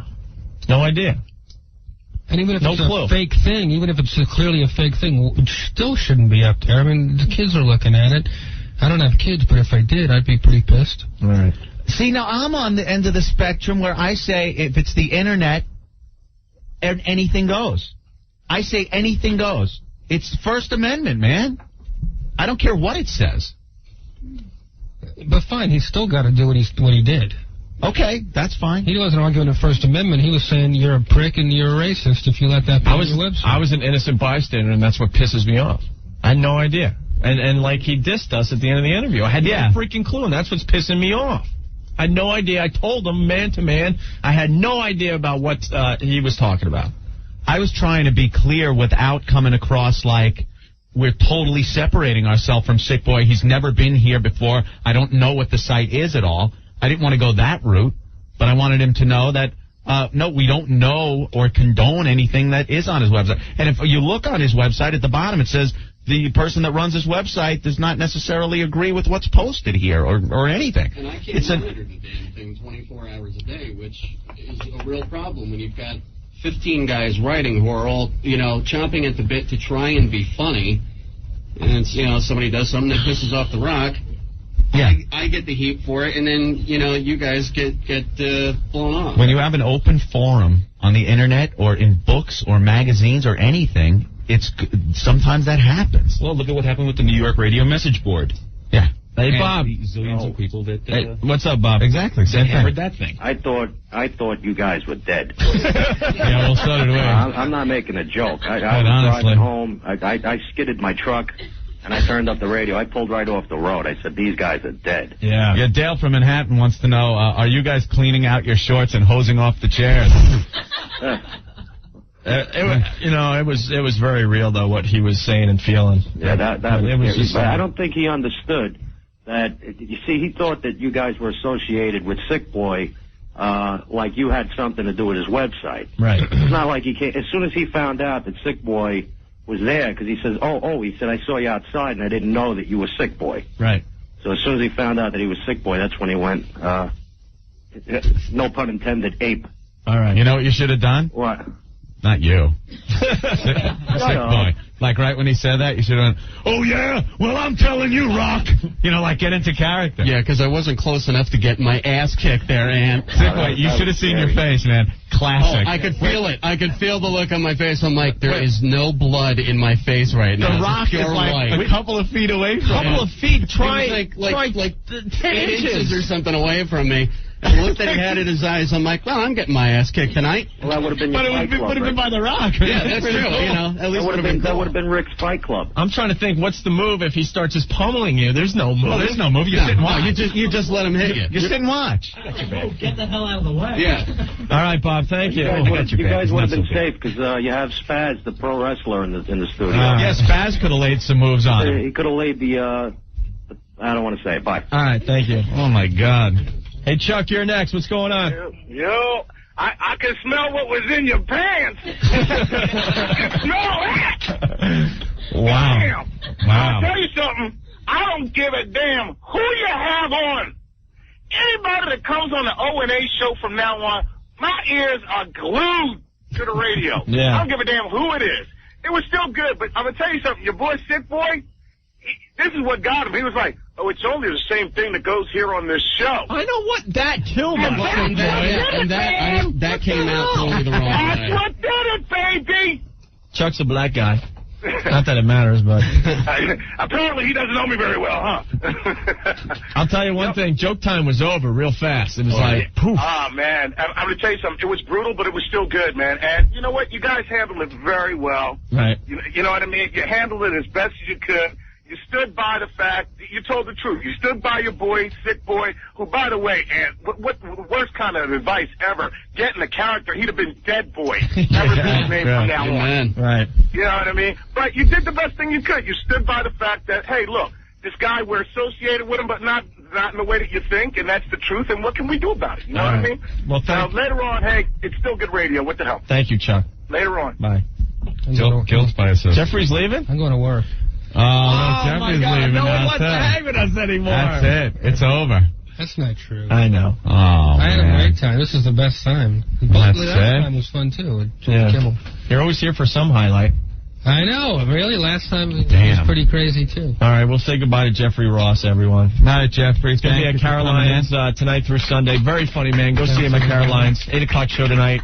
8 o'clock show tomorrow night. 8 o'clock show Saturday. Couple 10:30 shows thrown in there Friday and Saturday as well. Come, drink, laugh. All right, Jeffrey Ross, everyone. Congratulations on another stellar day of radio. Banner day of radio. It was fascinating. Brian, you could cut the tension with a knife. Cool? Man. Hold on one sec. Hold you guys, man. The Rock's a hypocrite. The Rock. Hold on.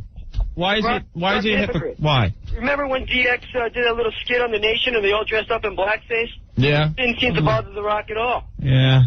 I don't know about that, man. I wouldn't let that bother you. You guys froze, though. You guys are a bunch of pussies. Oh, yeah. What are we going to do? Get your narrow ass in here, Brian, and have The Rock stare you down. And what are you going to say? No, I'd be What, are you going to get all bad? I'd be a pussy. We tried to make our point as best as we could without getting him any more pissed. You didn't see The Rock's face and let me when he was looking at Sick Boy. Wait, and let me give you a little more information. He was not going to listen to anything we said. It was past that. Yeah. He just wanted out of the studio. He knew we were still live on the air. He just wanted out. All right, he's a hypocrite, though, man. If you didn't let that bother him, you know? All right. Later on. Thank you. Ooh, what were you going to say, Jeffrey? You know, forget the context of it all and how upsetting that was. Watching him get mad from 2 feet away, even though he's an entertainer, he wouldn't make eye contact with Sick Boy. He knew for his own head he had to look the other way. Yeah. Or else he would. Well, there's some stories in his book that he has a temper. He has a rage issue. Oh, that's great. No, because I was. Oh my God! You didn't know that? Line of fire. No, you didn't know that, Ed? I've been doing. I've been doing a little research on The Rock and stuff, and he admits he has a rage issue. So when this whole thing was going down, I was just panicking, going, someone is getting killed here. Oh my God! And I'm 6'2", 250. I'm trying to find something to hide under. You know, I'm no small guy, but the Rock's like 6'5", 6'6". The guy's got to be 280 and nothing but muscle. I'm like, he looked over at me once. I saw the look in his eyes, and Jesus Christ. I thought you were going. This is the wrong. I should have stayed in bed today. I thought you were going. Yeah. All right. Oh. Thank you. At least you got an autograph.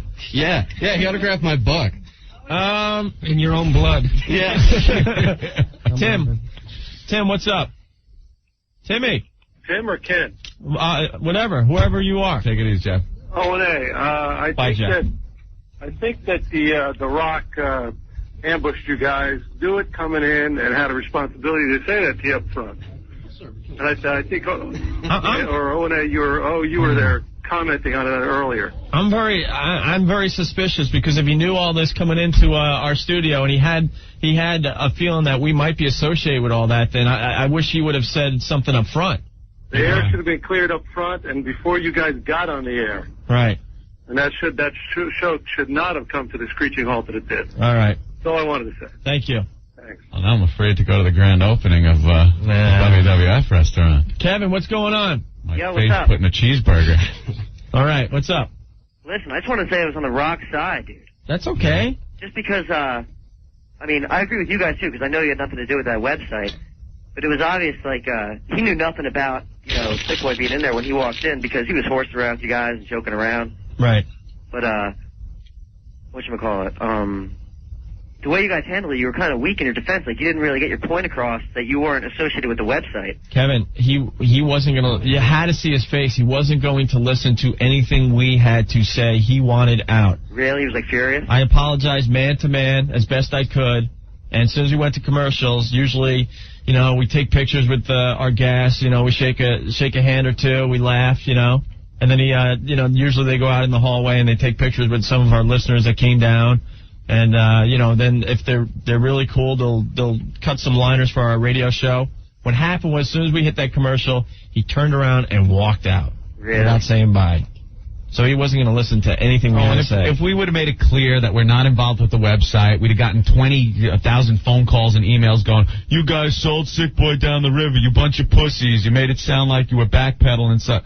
There's really nothing you could do. Well, the guy was pissed. I respect you guys sticking up for your boy and all. I mean, because I would definitely do the same thing. But it was the article. Well, I don't think it was so much the website, but the article that got him all pissed off, you know? Right. First of all, the guy who runs a website has writers on it. Right. If a writer writes something inappropriate, not only is the guy that runs the website, maybe he doesn't know it's there, but then remove it to the radio station that he comes up to every so often.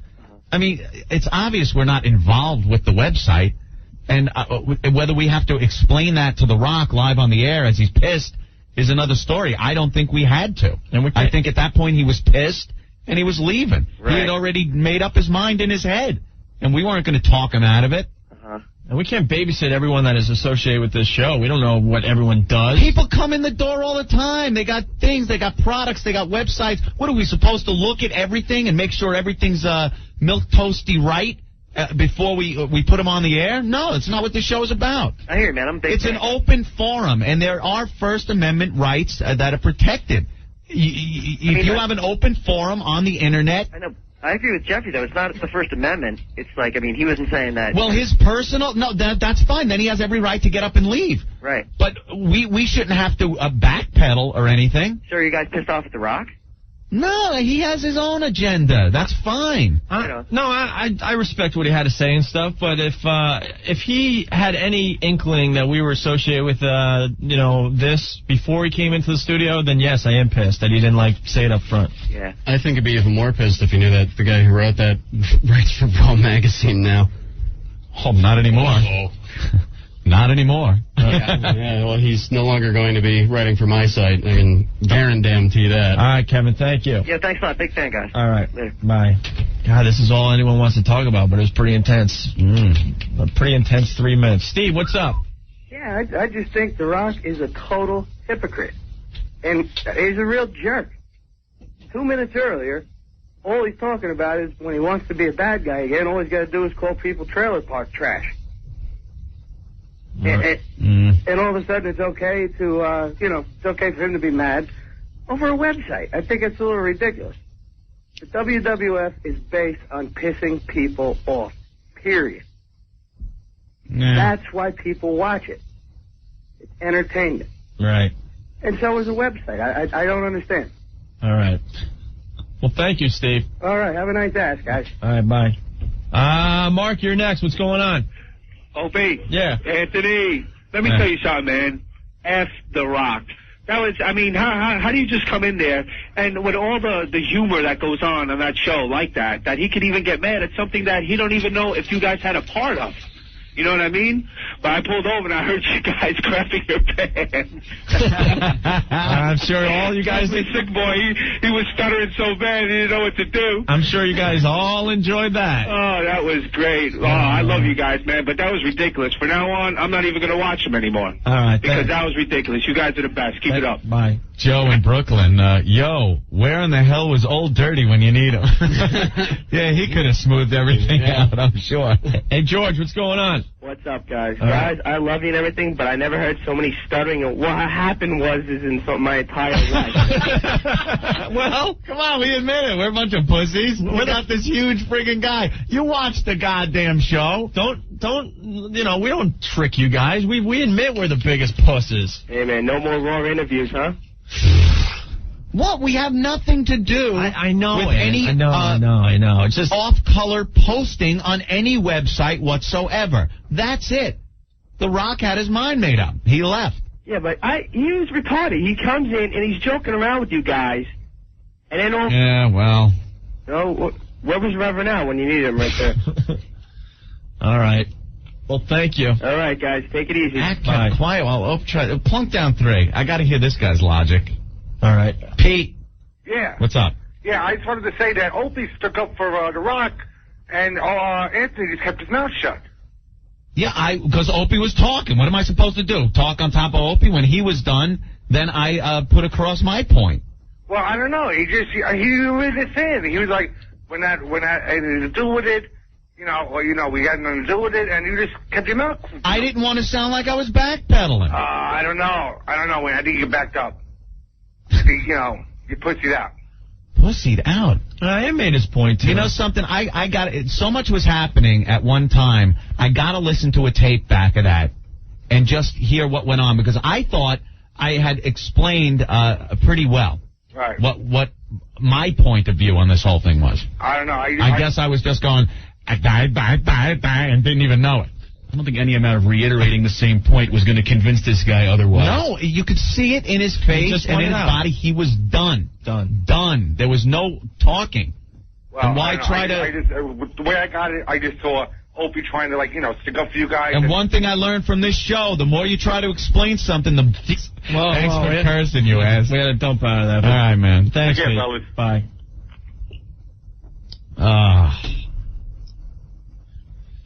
At that point, it had nothing to do with the show. It had nothing to do with you and I. I was just man-to-man telling him in his eyes I had no freaking clue about what he was talking about.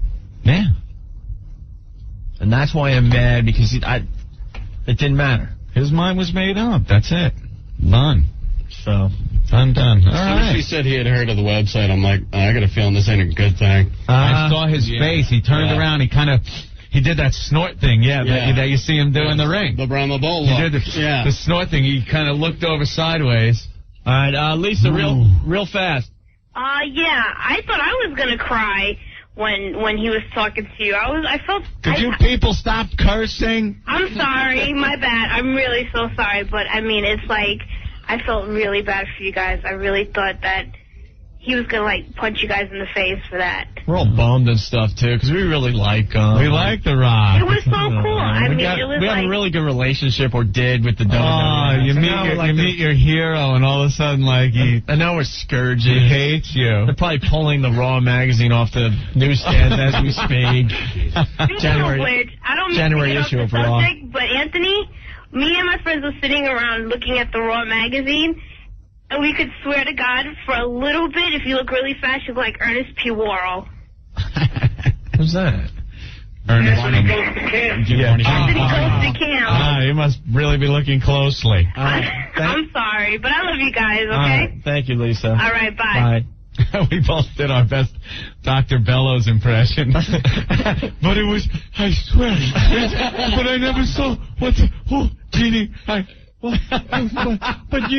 But he said, and then it was over, but we never knew. But Sick Boy was, and then he said, but it was never, but we don't even know Sick Boy. But you're innocent. We don't even know why he's here. All right, we got to take a break. We are so damn late. Oh, my God. More of your phone calls in just a bit. Stay there. You guys sometimes, piss me off, okay? 102.7 WNEW. Hey, Anthony, Stacker 2, the world's strongest fat burner. Yes, our good friends at Stacker 2. Let's welcome them back to the Opie and Anthony show, For the new millennium. For the new millennium is right. Mm-hmm. Stacker 2 has been here since the beginning on the Opie and Anthony show, and we appreciate that. Lots of our listeners have lost a lot of weight with Stacker 2. Stacker 2, the world's strongest fat burner. It burns the fat. Mm-hmm. It crushes the cravings in between meals. One more. And it gives you the boost of energy that you need when you're lacking late in the day like we are. If you want to check it out for yourself, it's Stacker 2, the world's strongest fat burner. They have a website. Everyone has a website these days. www.stacker2.com. What do you think's on the Stacker 2 website, Ant? Chicks. There are chicks on the site. Are there? I went there, girls that have lost weight using Stacker. Okay. Yeah, in bikinis and stuff. All right, Stacker 2, the world's strongest fat burner. Give them a call, 1-800-LIGHTLINE. That's 1-800-LITELINE. Stacker 2, the world's strongest fat burner. 102.7 WNEW, it's Opie and Anthony. Hey, man. What's up? We just got the people's brush off. You know, we cannot stay out of trouble. We try. I thought today would be the day we'd just have a boring Opie and Anthony show. Have a little interview with The Rock. And then we'd go eat some food at Paisano or something. Yeah. But no. Somehow we're always ending up in some form of trouble. Maybe it was all fake and we're just going to be part of a storyline for the WWF. Oh, you think? Yeah, that must be it. Go ahead, taunt them a little bit then. Oh, yeah. Was he acting in? I don't think so. No, we know he wasn't. Now, what about if we go to the grand opening? Well, we are invited. Mike, what's up? Oh. Hey, how you doing? All right. Is it a big place? Will there be a lot of people? Can we steer clear of the run? Right? Huh? Sick Boy used to be a wrestler, right? No. Oh. Yeah, well, I think The Rock should have spit in his hand and punched you right in your mouth and broke your lip open. All right. Cool. Thank you. All right, Bye. Bye. All right. Grant, what's going on? Hey, what's up, O&A? All right. That was kind of rough, man, but I got to take The Rock's side. Sick Boy's got to go. I'm looking at this website, and the guy's ripping him. How do you expect him not to react like that? He has every right to react how he did. I just, But it's not your fault, but somebody should have called Sick Boy right out onto the carpet. I think The Rock did. But I think he wanted you guys to call him out onto the carpet, How too. can we call him out when we haven't seen what he's talking about? But The Rock's telling you what was there. All right, but we have to read it for ourselves, and This could be The Rock, the way he's talking. Well, The Rock's telling you it's there. He's like talking in third person. No, it's here. I mean, The Rock's right. I'm looking right at it. Right. And I know if it was me, I'd be pissed off, too. All right, he has every right to. But, I don't know, maybe you guys have somebody go check out the website, and maybe you could I think everyone... The Rock a call and say, hey, listen, you're right, and we don't condone it, and the Sick Boy's not allowed on the show anymore. I think a ton of people checked it out. I think more people checked it out because The Rock mentioned it. Oh, well, yeah, sure. There's probably thousands of people that would have never even seen it. Endorsed by The Rock. I don't know. I don't know if endorsed is the word. I can see The Rock's point. I thought he was going a little overboard, but looking at it now, I can see. I have no problem with any of that. I just, I don't want to keep saying it, but I said man to him that had no clue, and, he dissed us at the end of the interview. We were having fun. And the truth is, I had no idea. Well, maybe you guys can talk to him and patch things up, because their interview was going really cool. And then, you guys did a great job. And then at the end, I assumed, okay, we'd continue the discussion off the air. And no, he just bolted. He left. And Psycho Mark, you're out of your mind. Oh, my God. Psycho Mark, who, is also in charge of trying to get some of these guests to cut IDs for us. You still went up to him and said, hey, can you cut that Opie and Anthony? That's a big breath. What did he say? What did he say? No, I'm not cutting that ID, not if they're associated with them and all that. So he still thought we were. Yeah, and the WWF lady was real PO'd, too. But, she's PO because she's got to be. Yeah, maybe you guys might want to give Vince a call and let him know that everything's really cool. Yeah. You don't want to have him dissing the show now. All right. All right, hey, thank you. You guys suck. Thanks, Greg. Bye.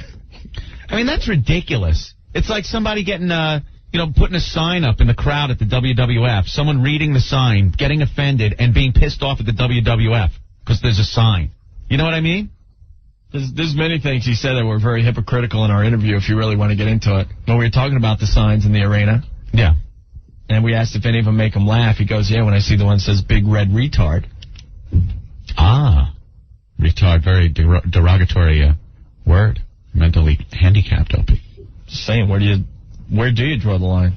As far as obviously, wherever The Rock wants you to. Well, as far as that type of humor goes, where do you? Can't believe Sick Boy. Look at him over there. Brush with The Rock. Almost killed by The Rock. Wow, that's pretty cool. We almost saw live death. That would have been a first for our radio. Would that have been cool if he put him in the position to give him the rock bottom? And he's looking around all crazy. He's got Sick Boy, and then wham on the floor. I'll tell you what, man. If there's anybody to get your ass kicked by, there could be none cooler than having it kicked by The Rock. By The Rock, yeah. I mean, as intense and as serious as the whole situation was, afterwards, it was like, hey, wow, the Rock almost kicked my ass. Yeah. But you could go down on the street and get your ass kicked by some nobody. Yeah. Rick has a great line here. He writes, "We are the Jennifer Lopez to Sick Boy's Puffy." Yeah, guilt by association. All right. Whoa, man. Hey, Tom, what's going on? Yo, what's up, guys? All right. Yo, I think Sick Boy's the pussy here, man. It's like, Sick Boy's sitting there and he's saying, like, oh, I don't know what's up with the site. I have no idea what's on it.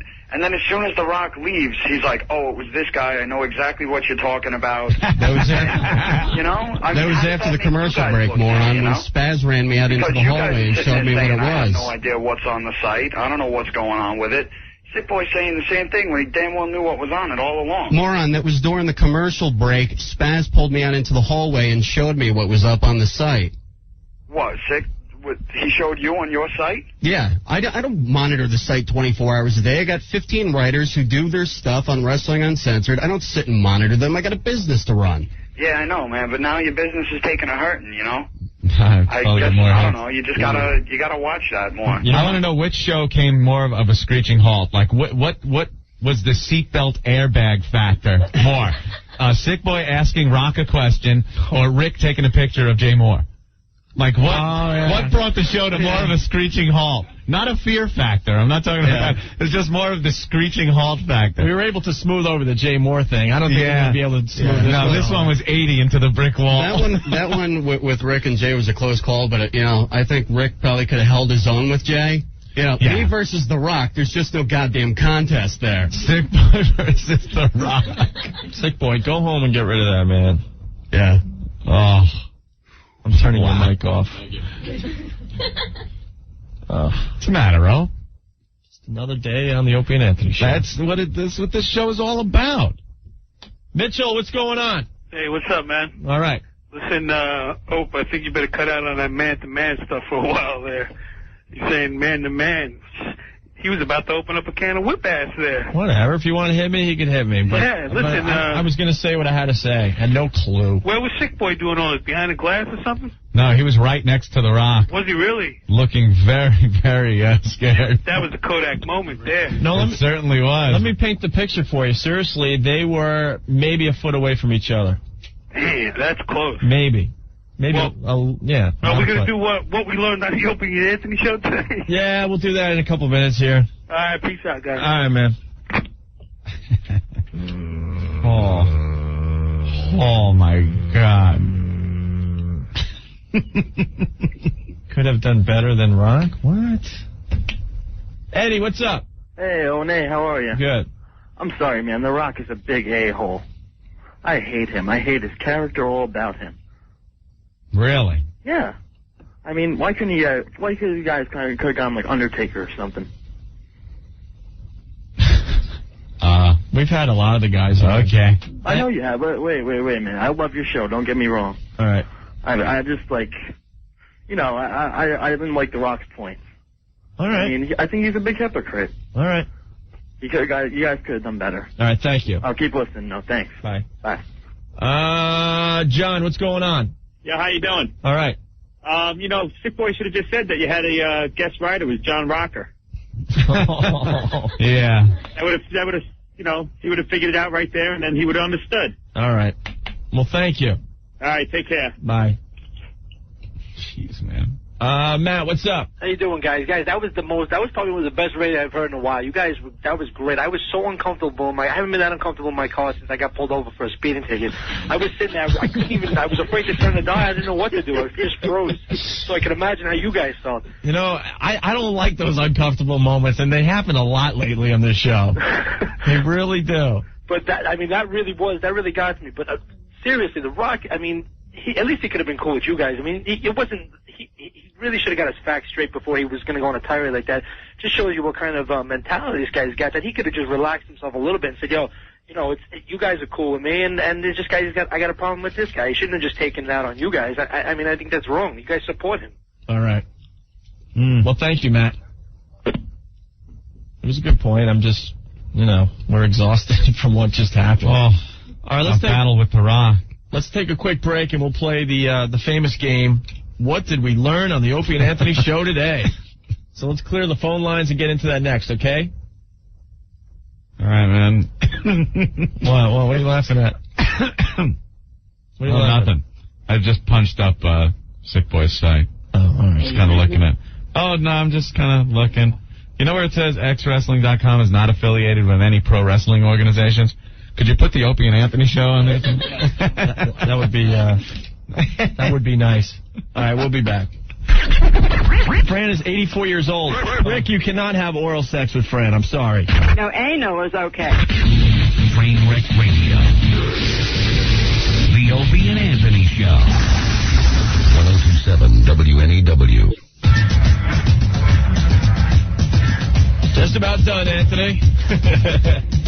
That's the truth. 102.7 WNEW. Woo! All right. Thanks for tuning in today. You almost saw a murder today. What other radio station is going to give you that? We should have played a lot of music today, Anthony. Maybe taking a vacation day. That would have been fun. All right, let's play What Did We Learn on the Opie and Anthony show today? Oh, no. This is going to suck. Why? Oh, gee, I wonder why. Maybe we should call the WCW and say how much we like them. Ooh, man. That's just a joke. Adam, what's up? Yeah, what's going on, fellas? All right. I learned today that The Rock or Dwayne Johnson, whatever he wants to be called, is just a big bitch. It's all wrestling. It's not even about wrestling anymore. It's a commercial about promoting yourself. What about the days of the Ultimate Warrior and Hulk Hogan were around? You know, that was real wrestling. That was real wrestling. All right, there you go. All right, Adam, thank you. All right. You know what? You know what you should have done, Sick Boy? Right when you were face to face with The Rock, and he was saying, "Before I answer that question, let me ask you this." You should have went, "It doesn't matter what you have to ask me." Oh yeah. I just wanted to see Sick Boy get hit. Alan, what's up? Would have been classic. Hey, how you guys doing? All right. Yeah, I learned, you know what I learned today? I learned that Opie and Anthony and The Rock know how to fool their audience. It was a big setup. Good job, guys. Yeah. Really? Jesus Christ. I think we're that smart. Anything that happens in here, people will think is a setup. You know, I guess because it is just so freaking ridiculous. Whatever goes on in here. No, unfortunately, that was... Believe what you must. Jason. The real deal. What's up? How you doing? Good. Man, you guys almost had some murder over there. Yeah. That's what I learned. All right, thank you. All right, later. Bye. Oh, my God, I'm learning something from these calls. It's time to go home. Yeah. Didn't we learn anything else today on the show? There was some good stuff today. That pretty much canceled out the rest of the show right there. Yeah. Chris, what's going on? I learned The Rock is an idiot on the radio, too. Hey, you guys should have had Spaz wrestle him. Oh, yeah, that was good. Spaz, our savior, our hero, would have smoothed the whole thing over. Even Ed and I don't dislike Spaz that much. He would have got killed. All right, thank you. Hey, you guys rock. All right. Jason, what's going on? Hey, what's up, guys? All right. What I learned today was whoever schedules your commercials is really warped. Why? First commercial break after The Rock leaves is a promo for the upcoming WCW event. Was it really? I swear to God, I had no clue. I swear to God, I was listening the whole time. Thank you. All right. Thank you. Bye. TJ, what's going on? What did you learn on the show today? Today I learned that you guys almost had the last live broadcast of your life. Yeah, very good. That's pretty close, man. Oh, man, when he left the studio, he wouldn't have cared if you wiped the plugs with your butt, seriously. Yeah. All right. You guys rock. Thank you, TJ. Bye. We were sharing moments with The Rock. There was a picture of him with Andre the Giant holding him in his arms when he was a little kid. And we got the pictures before the problem started, so at least we got a couple of pictures with him. Oh, man. Jeff, what's going on?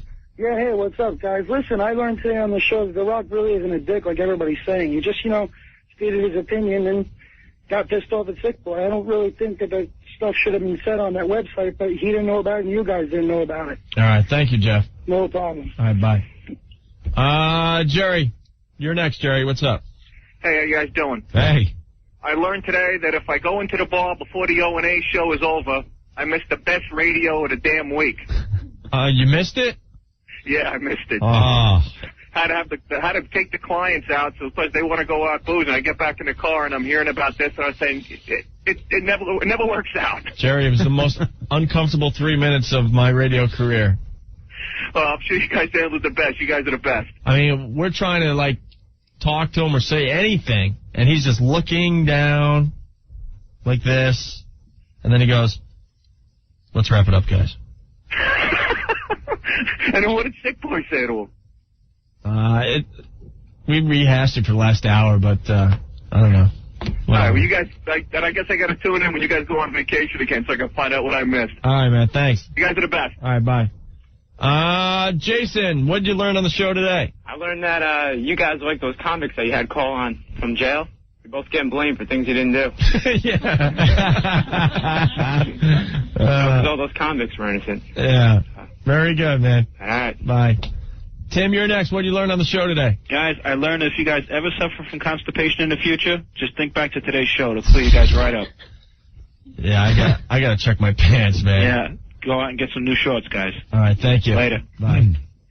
Tommy, what's going on? Hi. What I learned today is The Rock needs a reality check. As for a professional, he should look into more on how he's acting. He should, you're there helping him plug his book and everything like that. And, his fans are what makes his book and what makes him who he is. Right. And to pull a stunt like that, as a professional people handle themselves a little bit better than just run away like that. All right, man. Thank you. All right, thanks. Bye. Oh, great instant feedback. Some guy saying that when Rock was explaining his point, I should have ping-ponged him. Oh, yeah. Oh, my God. Joe, what's up? Yeah, I learned one thing. I learned a couple of things today, but mostly that I could get disappointed in you guys, and that you guys were sounded spineless, man. Yeah. I was really disappointed. How? I mean, you grew up in New York. You should have stood up for yourself. And I know the guy's a big guy, but what's he gonna do? Beat the crap out of you? No, like I said, I got to listen to the tape because I thought we actually told him what was going on. And Joe, what? Yeah, but just like the tone of your voice, though. Joe, like you were saying, you were stuttering. You sounded like you guys were scared out of your mind. It was so uncomfortable in here. You got what are we supposed to do? Joe, just all of a sudden, hey, what was Rock, he gonna do? Beat the crap out of you? Joe, Come on. we were blindsided, first of all. All right, and we didn't know what to say because we didn't even know what he was. I swear to you, I'm going to say it again. I had no clue what he was talking about. All right. I still love you guys, but I'm a little disappointed. Whatever. That's fine. It's going to happen on this show. You know what I mean? But I freaking had no clue what he was talking about. If you were here, it was very obvious he didn't want to listen to anything we had to say at that point. So you know what? Then the hell with him. The hell with him. Then he's not. He's really not a friend of the show. All right, Joe. All right. Sorry, guys. Bye. One last call and we'll get out of here. Damned if you do, damned if you don't, Opie. Jim, thank God you're the final call of the radio show today. What's going on? Nothing much. Just learned what the true meaning of train wreck radio is today.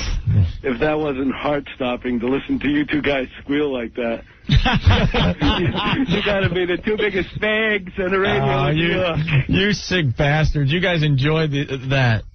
It was the best. It made me sick to my stomach to listen to you guys squirm like that. We were dying, man. I got to hear the tape. The two of you it's squirming. It's going to be painful to listen to. But I don't know. It was just... And Sick Boy. Oh, my God. I hope you guys enjoyed it. Loved every minute of it. You guys suck. All right, Jim. Thank you. Yeah, we'll play the last, 20 seconds of that interview instead of the train next time. I'm leaving. All right, let's get out of here. Yeah. Oh, I'm going to be taking the back way out just in case someone's waiting out front. We're taking the corporate helicopter out of here today. The Rock's going to lay the smack down. All right, we'll see you guys for FU Friday tomorrow. Yes. Thanks for tuning in. You never know what you're going to hear when you listen to the Opie and Anthony show. That is for sure. Hey, Ann, your mom did say I was hot. Oh, come on, Mom. Don't bang Opie. You my mom, I'm yours. I say lay back and enjoy it. It's a hell of a toboggan ride. Opie and Anthony.